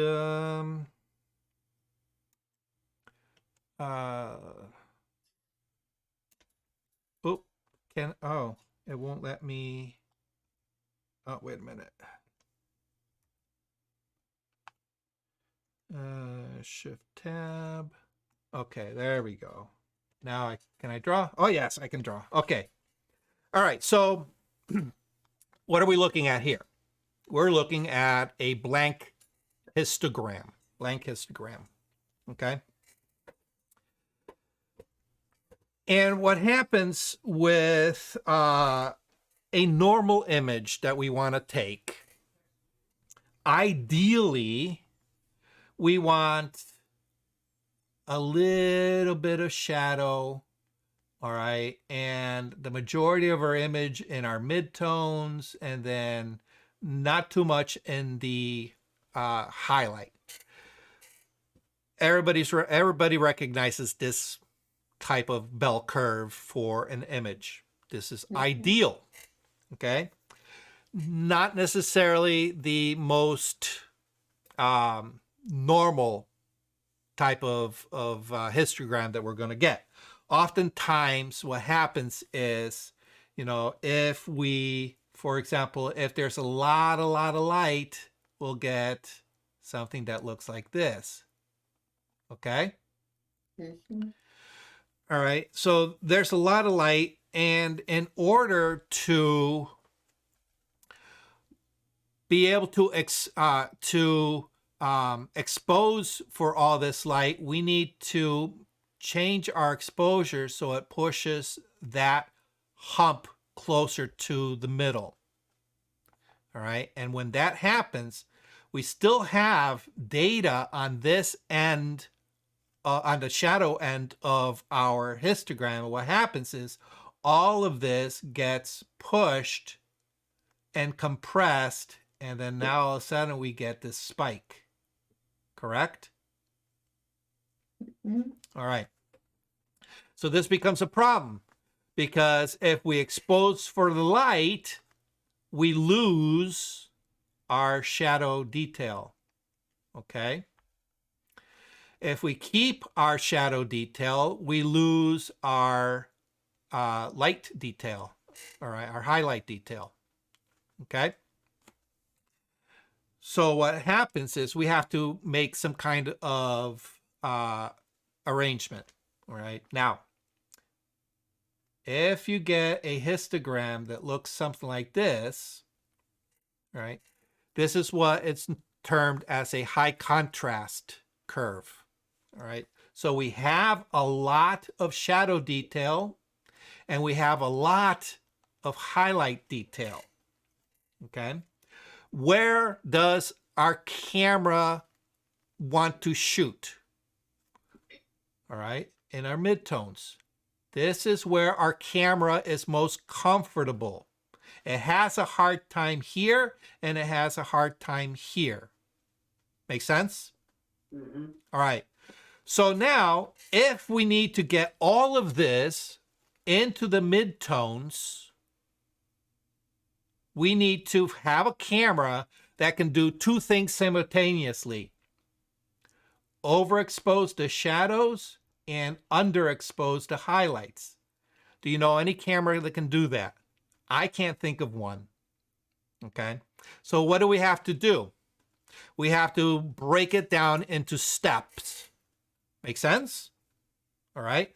So we have to shoot one for the shadow detail, one frame for the midtones, and one frame for the highlight detail. Okay.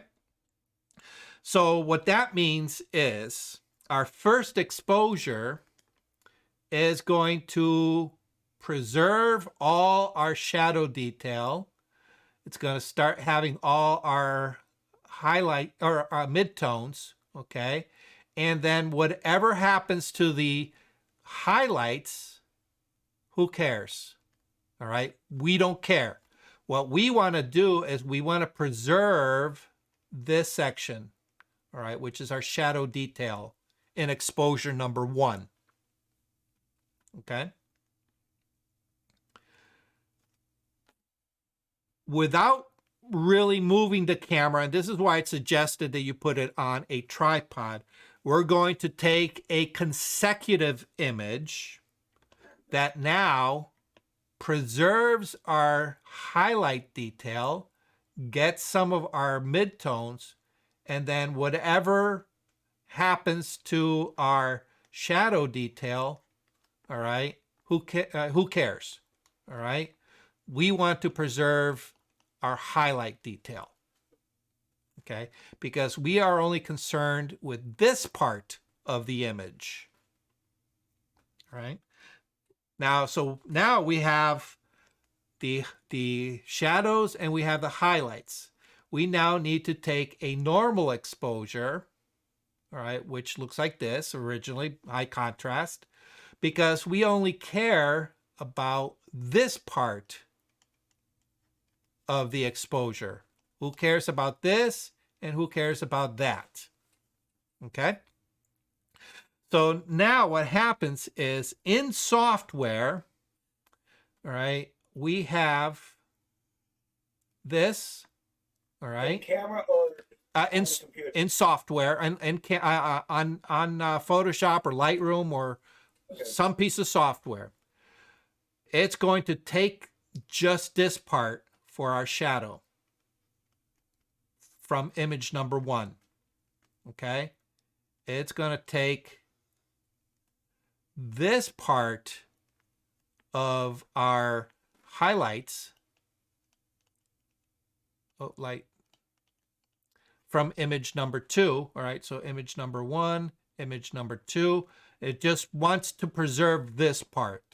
And then from image number 3, it's going to take the midtones. All right, so it's going to stitch these together. It's going to take all the shadow detail from 1, all the highlights from 2, and all the midtones from 3, and it's going to generate a separate image. Make sense? Yeah. Okay. Because of that, we have to make sure that when we expose for the shadows, we have all right, something that does not clip. All right. So we're purposely going to overexpose our image because it's going to clip here. All right. We don't care about this. We want to make sure that this part of the exposure is preserved. All right. So there's no clipping here. There's nothing coming up into this part of the left-hand side of our histogram. All right. Then we're going to change the dial. All right. Usually the shutter speed. Okay. And we're going to speed up the shutter. All right. So that way we get our second one that preserves this. Okay. Because this is what we want. No clipping on this side. All right. We don't care what happens here. We just want this. All right. So the first image is, well, I'm actually talking out of sequence here. The first image is usually your standard exposure. Your second image will be underexposed, and your third image will be overexposed. Okay. So the underexposed is going to preserve this area. The overexposed is going to preserve, oh no, the other way around, sorry. Overexposed is going to preserve this, underexposed is going to preserve this. Okay?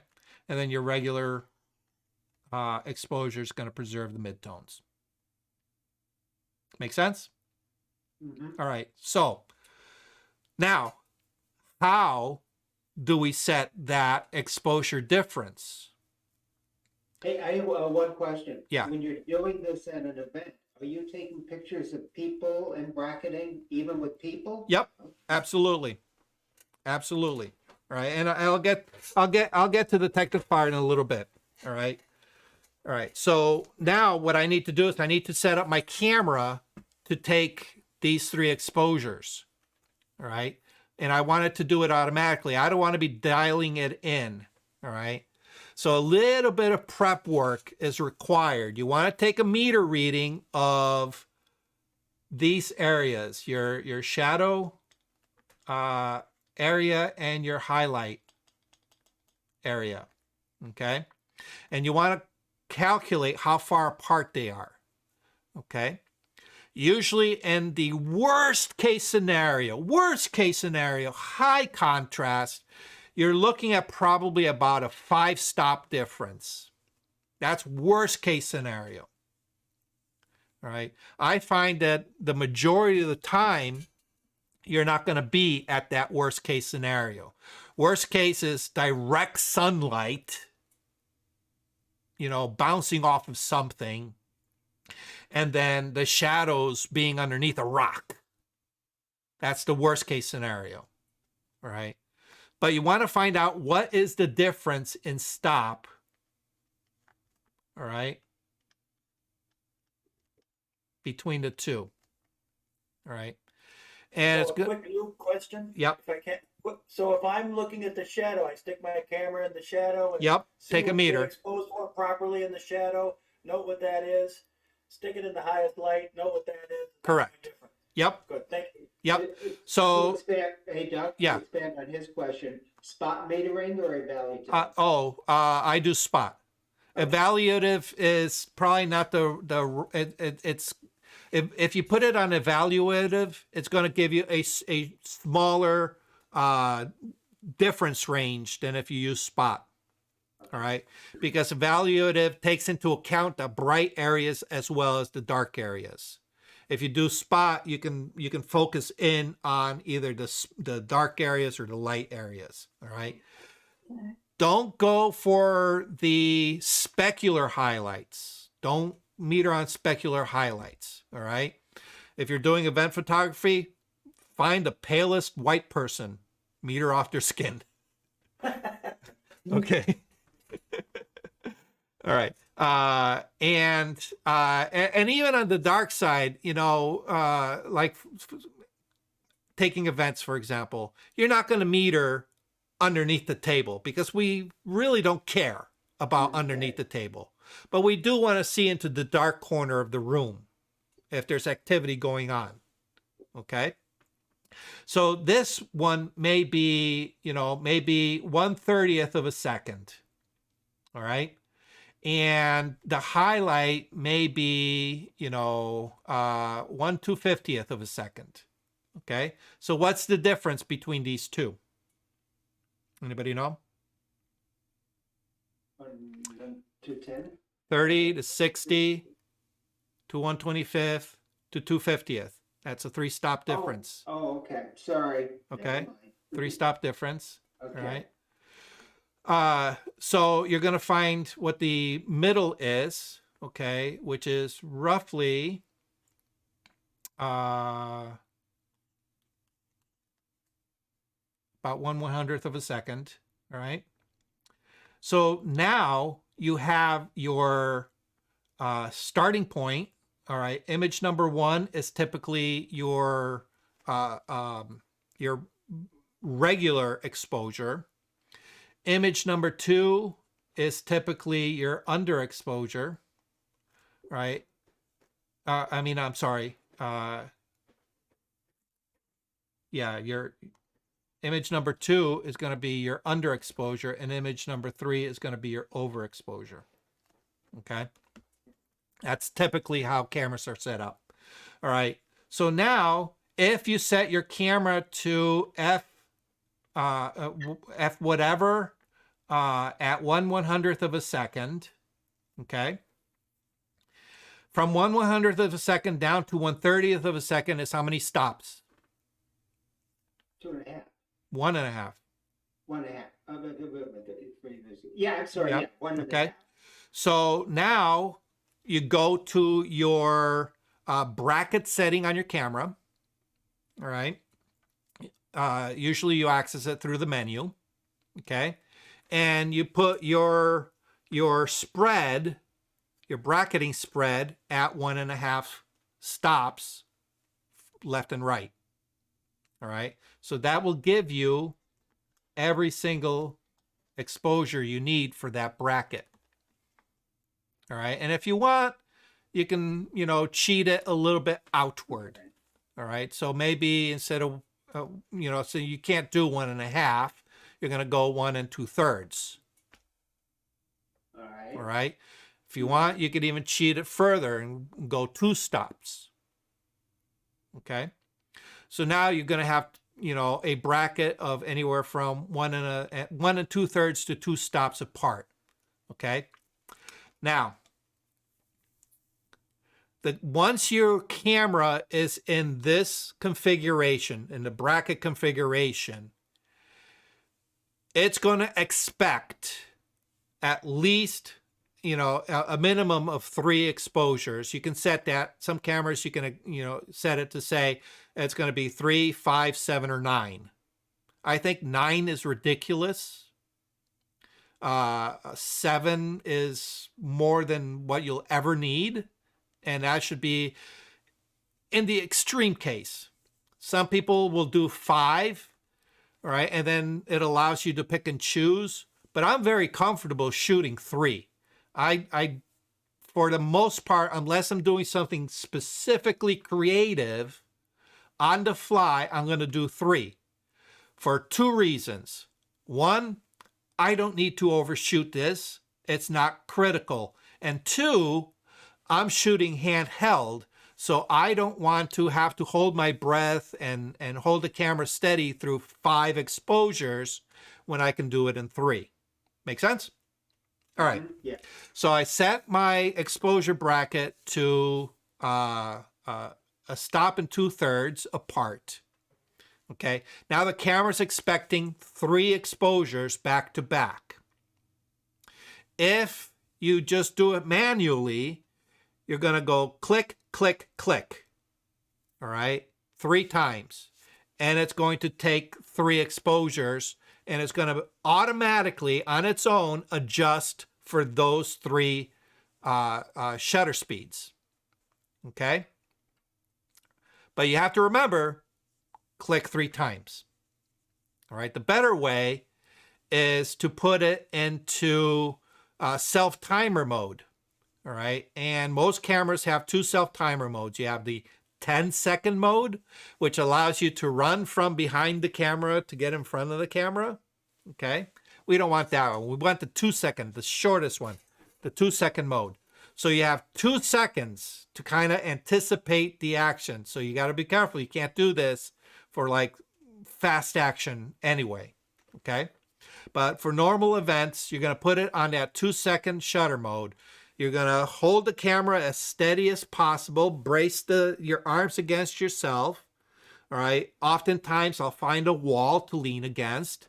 Click the shutter button once, and it's going to go through all 3 at the same time. It'll go tick, tick, tick, tick, ding, bang, bam, bam. 3 exposures back to back. Okay. And you're done. You can walk to the next scenario. All right. Now, oftentimes, I don't shoot a lot of panos back to back. I'll just say, oh, this is a great opportunity to do a panorama because everybody's kind of just huddling together here. All right. Or maybe there's a speaker and the speaker has everybody's attention. All right. So I'm going to take a panorama with the speaker. I'll start at the speaker because he's important. All right. And I'll do my pano. Or if I'm doing HDR, I'll frame myself. Okay. And go bang, bang, bang. Okay. But oftentimes with like the HDR, as soon as I swing my camera away from that bright light source, I'm going to be back into a normal exposure range. So my HDR is going to last maybe one or two, shots, and then I have to get out of HDR. All right. So your camera, most cameras allow you to do one of two settings. All right. One setting is it will register one set of bracketed images and then reset back to normal. Okay. So that means you put it into bracket mode, you shoot the 3 brackets, and then automatically your camera is going to reset back to single exposure. All right. Or you can set it so that it stays in bracketed mode, which is usually what I do, and it won't come off of bracket unless I take it off of bracket or the camera is turned off. What's easier, going back into the menu or flipping the off button and then turning it back on? Yeah, turning the button off. Absolutely. So it takes 3 pictures, yep. and it takes so the SD card it fills up very quick. Yeah. That's why you should have memory cards that are constantly being dumped empty and large enough to hold all your files. I carry and have extras. All right. Where's my case? Hold on 1 second. All right. This is the, here we can get out of this. All right, here is my memory card that I took out of the camera from the 2 events that I just shot. I did, well, actually 1 event, and then my buddy's photos are on here. All right, but I have this case here that travels in my camera bag, and in here, look, oh, I dumped out my batteries. I have extra batteries and extra cards. Look at the size of those cards. All right. 32. 32, 32, and 32, and 32. Am I going to run out of memory? No. I could machine gun my way through an entire day with these. Which I don't do. I don't machine gun anything. That's ridiculous. But anyway, so yeah, so have enough memory. Memory cards nowadays are very inexpensive. Right. And Yeah. I have a battery that went skidding off somewhere, and I have no idea where it went. But yeah, shooting panos, shooting HDRs is going to add to your file count, but it shouldn't be that important. Okay. All right. Let's go back. Let me clear this thing. All right. Doc, you mentioned 2 times a panel plug-in. Is that something in Lightroom? That's something in Lightroom, yes. Yeah. Okay. Is that an add-on, or it's part of? Nope, it's part Built in of. somewhere. Okay. And you know what? I use it a lot. Like I said, when I do when I shoot event photos, I like giving my clients something a little extra. The clients will never know something is HDR. They'll never know. All right, but they will know when it's a pano, because it's a nice long whatchamacallit, nice long image, different aspect ratio. Let's see. Well, actually, here we'll do the Seville Dam. All right. Everybody should recognize this photo. I put it up on my Last time. yeah. This is a pano. And that pano was stitched together right here in Lightroom. Okay. And these are the three images. Okay. So when you shoot pano, you need to overlap. Usually they recommend by at least a third. Okay. So if we notice the position of the pump house here, it's right in the center of this frame. Here, it's offset from center here. All right. So I just wanted to get this little bit of the shoreline. Okay. This was my target. Okay. This side here, all right. Notice the pump house is now offset this way from center, right? And this allowed me to get a little bit of the lake. Not much here, all right. You know, but you know, I just gave it a little bit of open space, all right. So once I have those three images selected. All right, let me go here. All right, so you click on the first, shift click on the last image, all right, and then you right click, and right down about a third of the way, you see photo merge, okay, and you have three options. You can merge it into HDR. So if you shot for HDR, if you got three bracketed images, you select your 3 or 5 or your 7 or your 9, however many brackets you have for HDR, and you click on HDR and it composites it for you. In this case, it's a panorama. So I will click on panorama. If you want to do an HDR panorama, so those of you who are into, you know, artistic landscapes, all right, if you're into artistic landscapes, you should already know the value of shooting bracketed images for HDR. All right.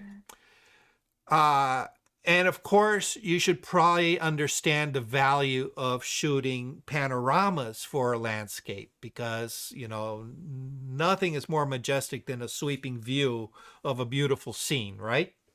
Mm-hmm. All right, so you can actually do all three. You can, all two at the same time. It will stitch the HDR images and then it will stitch them together into the panorama and spit out a finished piece. All right, takes the program a little bit, all right, but in this case we want to do a panorama. All right. So if you were doing an HDR panorama, would you have 9 images? Yeah. And it figures out which ones are go where? And yes. Okay. Yes. Yep. That's the power of artificial intelligence. Okay. So in this case, we're doing a panorama. All right.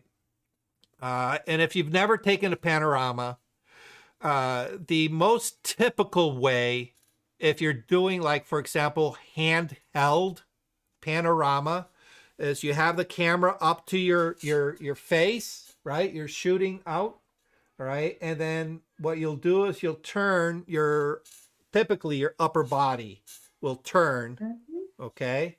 And it will sweep, all right? It's probably the worst way to do a panorama, but it's so common because it's so convenient. I do it all the time. I actually do a modification of that. Ideally, what you want to do is, I don't have my camera in front. Let me grab my camera real quick. Hold on one second.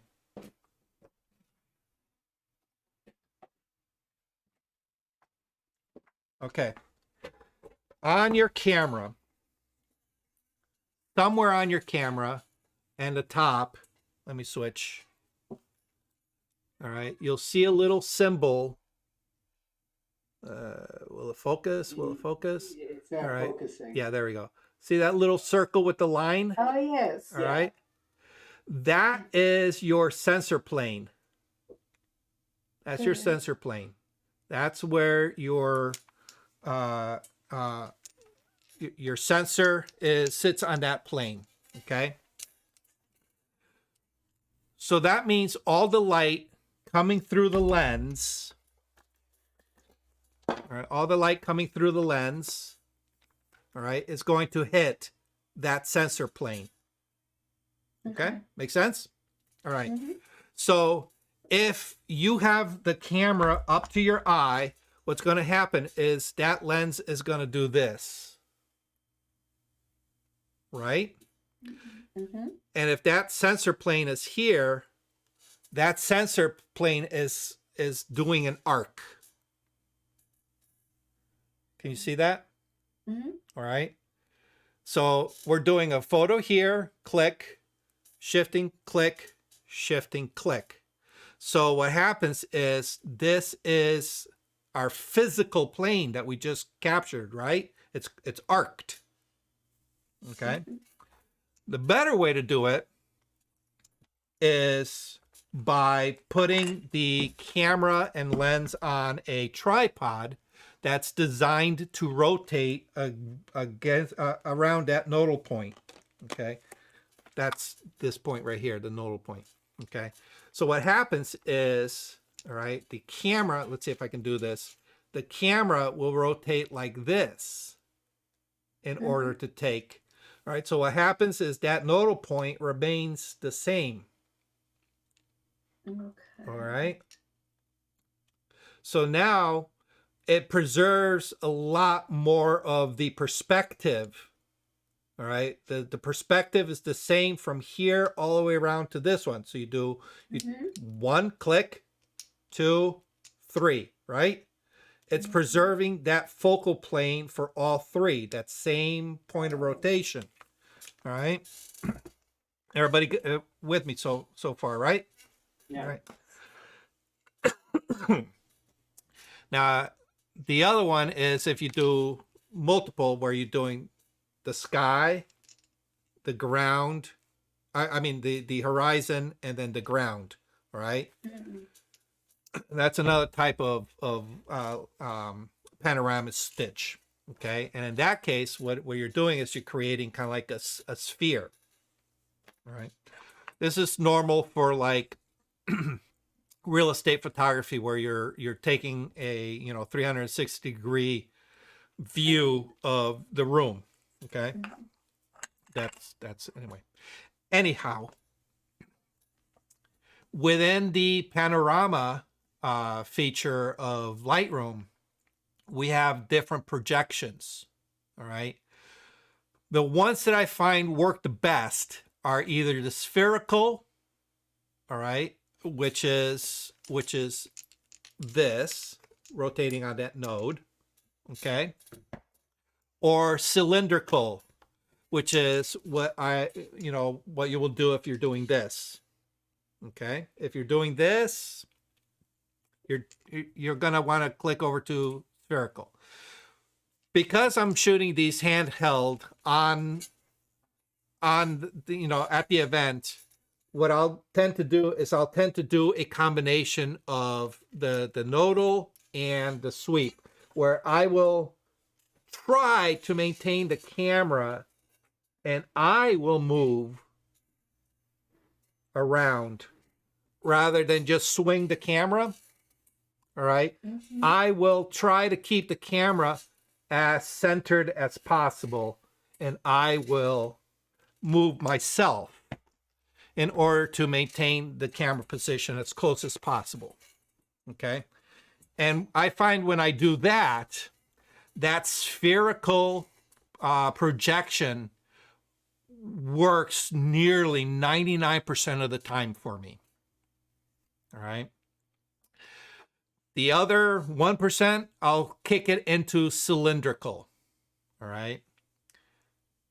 And I don't know if it'll be, yeah, you can see that it kind of stretched it up a little bit.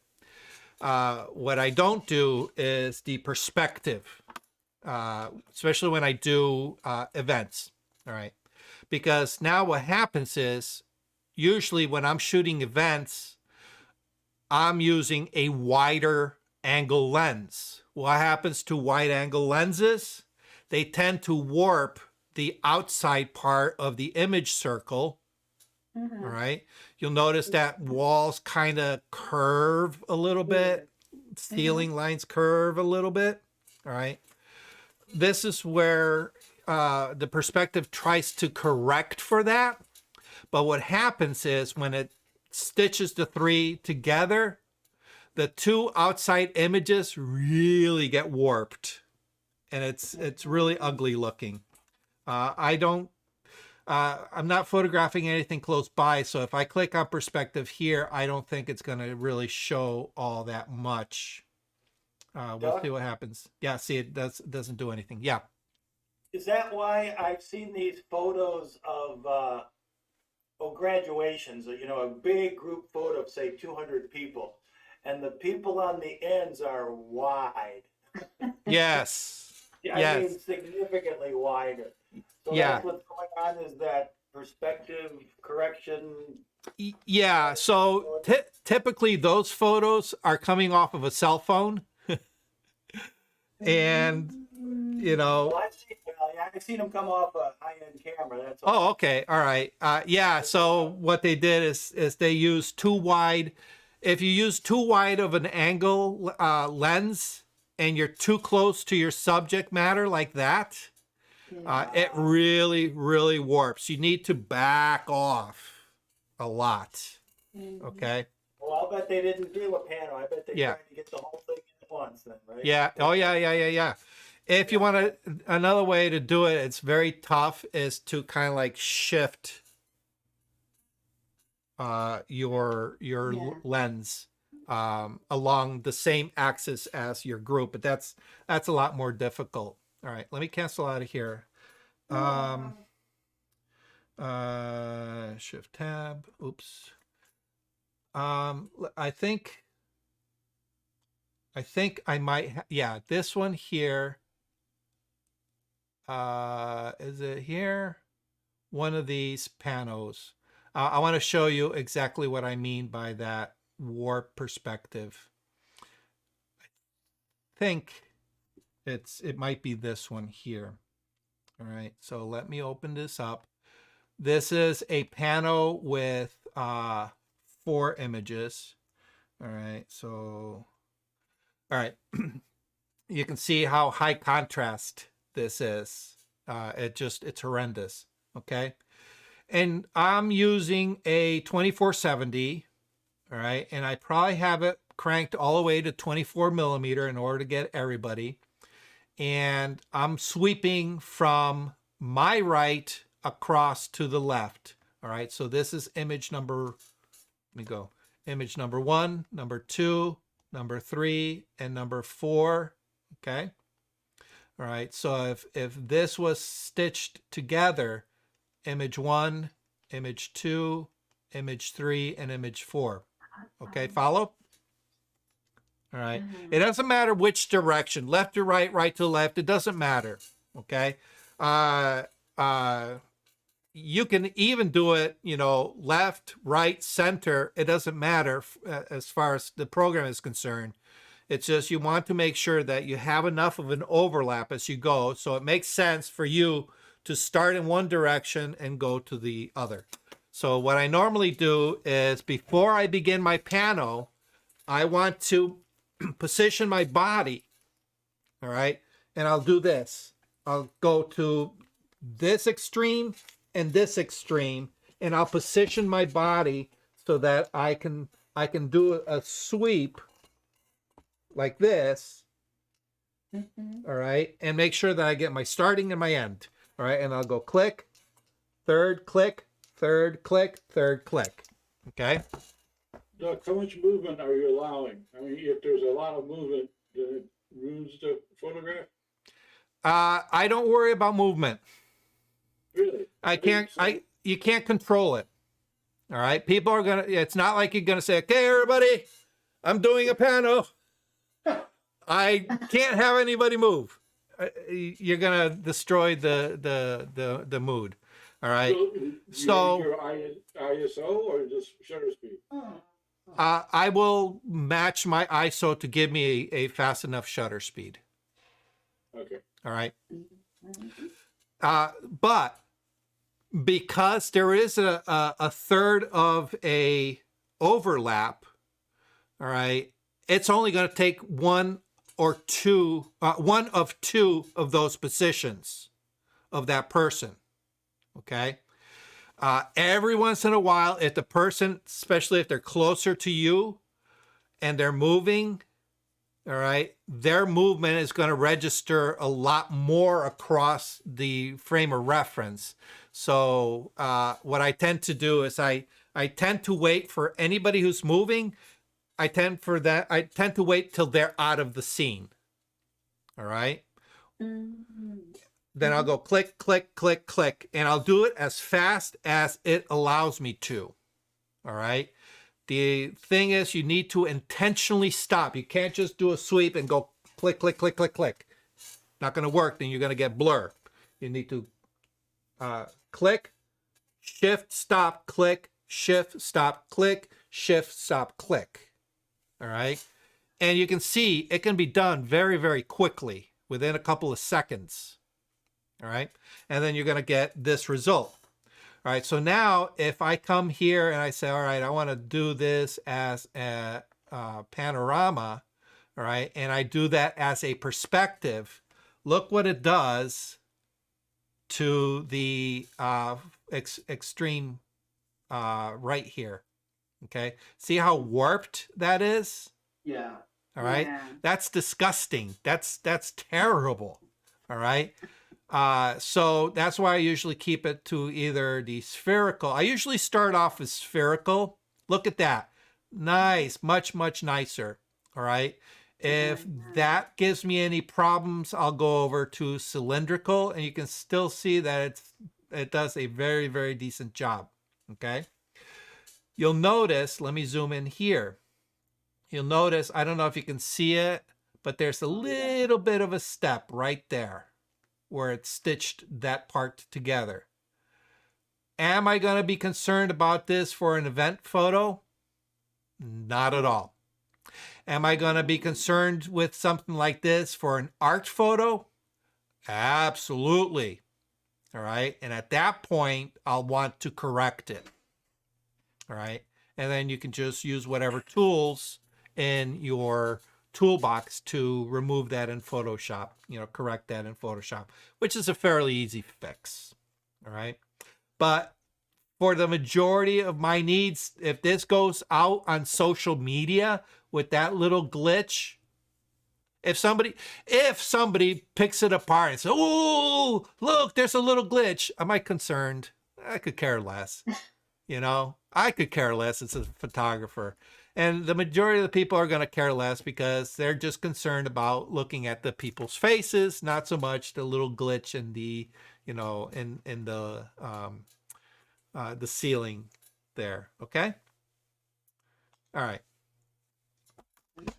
All right. So a little tutorial on panoramas and HDRs, and hopefully that answers some questions. Good session today. You guys, awesome. Thank you. I tell you, it ended up, at the beginning you were saying you had a difficult day. Oh, you ended your day in grand slam. Yes. Really, really did. Yes. And I owe that to you guys for brighting up my day and making it good. So I appreciate you guys. I really, really do. We lost somebody. Who did we lose earlier? Bob. Oh, Bob. That's right. Yeah. I think he mentioned. Yeah, he mentioned that he had. Bill was going to show Oh, the yes. picture. Bill. Yeah, I'll make this quick because Yukon women are playing in 10 minutes. Yeah. Okay. Some of us have our priorities here, There we are. Let me do this. And Duck, because of the lesson you gave last week about what do you call it? Adjustment curves. Here we are. Yep. Here's the before. I did not like. Yeah, and I was just playing around with it. This is nothing perfect. Yep. I just wanted to play with the idea of doing the curves. This is before I did the curves adjustment layer. Mm-hmm. I highlighted this part, which was a lot lighter than the rest of this. Right. And I just wanted to play with this, and here we are. I made this a little darker. It's a little darker up there. Here's Yep. my curves adjustment. So here's the first one, and there's the second one. There you go. There you go. All right. So that's my start. Yeah. All right. I will challenge you even further. All Go right. ahead. I will challenge you even further. Are you done with the sharing? Yeah, hold on. Let me stop sharing. Okay. All right. So I'm gonna challenge you a little bit further because you actually made a selection. Yes. Hold on. Let me get to Seville Dam. Let's find yeah, we'll do this one. All right. Let me open up Photoshop. Okay. Now what you did isn't necessarily wrong. All right, so don't think that what I'm showing you here is because you did something wrong. It's not. That's not the case. All right, but what I want to do is I want you to think about maybe switching it up a little bit under certain situations. Okay, where making a selection is not as critical. All right. Is not as critical. So let's take this image, for example, and let's say, we have this pump house that I want to make very prominent. All right. And in the background, we have, the far back hillside and this closer hillside that is tree covered. And if we do a little bit of a squint of our eyes, oh, actually, I should be sharing this. Let me share my screen. There we go. Share. There you go. Okay. If you do a little squint, you'll see that the pump house and the hillside are pretty much on the same luminance scale. All right. They're that slightly darker than mid-tone shadow detail. All right. So if I want to make a little separation between the pump house and this hillside, I want to lighten up that hillside. Okay. So what I'm going to do is I'm going to create a levels adjustment, or curves adjustment. Okay. And I'm not going to bother with a selection for this case. All right. Because in order to make a selection, I need to take time with my, either my magic wand or my pen tool or whatever tool I use to make a selection. All right. But I just want to brighten up that hillside. So what I'm going to do is I'm going to make a global adjustment, but I'm going to pay attention to just the hillside with my eyes. All right. And I'm going to say, okay, right about there is where I want the luminosity for my hillside. All right. Mm-hmm. Then I'm going to come back to my mask. All right. And my mask right now is white. So everything I make in that curves adjustment is going to broadcast across the entire image. All right. Mm-hmm. So now I want to make it into a local adjustment. I'm going to invert my mask, Control I, Command I for you Mac people. All right. And you can see now it is back to my regular normal exposure that I took it at. All right. I'm going to select a soft round brush. Here's my brush, soft round. Okay. Make it a little bit bigger. And I want to make sure that white is my foreground color.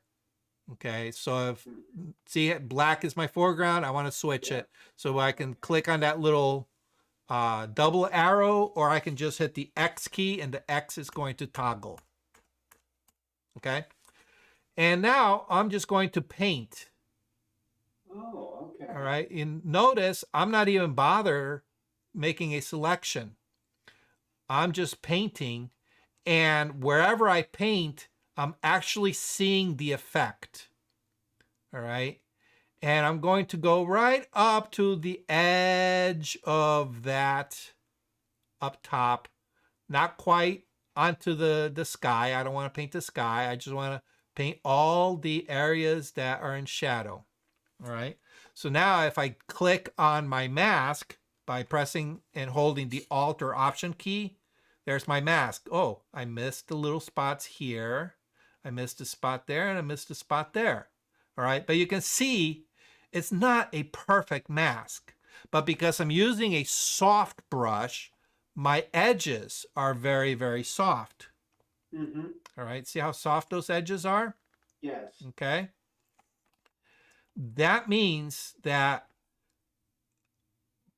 from where it's solid white and solid black, it's going to create a soft gradient transition through my effect.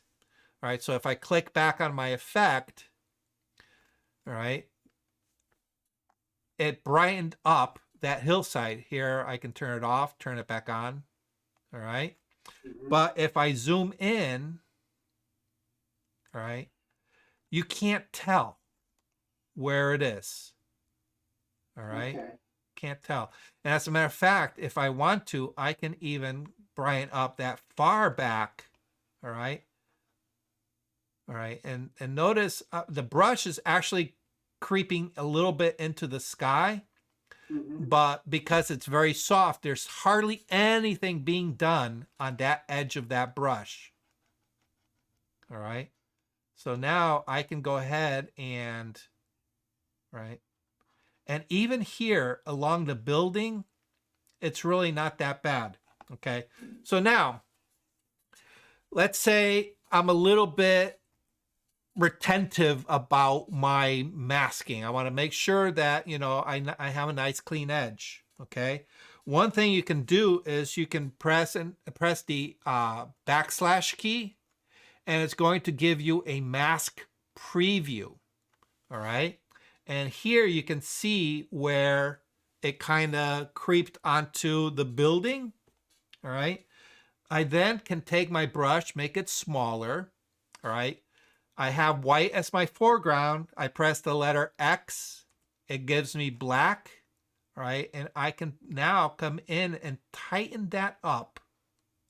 All right. Because I made my mask smaller, the gradation has also become smaller. All right. Okay. And if you want, I can even come into the corners here. Okay. Now, when we look at the mask, all right, you can see how much sharper that is. Oops. Brush X. All right. And if I want to, I could even, you know, clean that up a little bit. All right. And there we go. There we go. Okay. Oops. And zoom back out. And if I want to, I can come over to this side and apply the mask. All right. Brush. Make sure you're on the mask. All right. White. Make it a little bit bigger. White as my foreground color. All right. I'm not concerned about, you know, sharp edges. All right.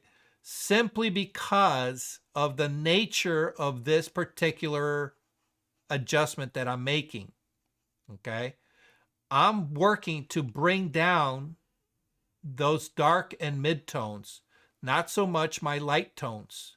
So my light tones are not being affected. And if you go too far into here, again, make your brush a little smaller, X to bring black as your foreground color, and you paint right back in. And there you go.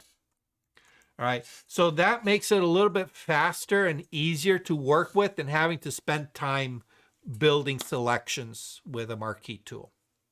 All right? Thank you. Thank you. All right. All right, go catch the game. Okay. Thanks, Doug. All right, buddy. Okay. We'll catch you in 2 weeks. Yes. All right. Okay. So Thank you, Doc. All right, guys. As always, it is a pleasure. Let me stop sharing.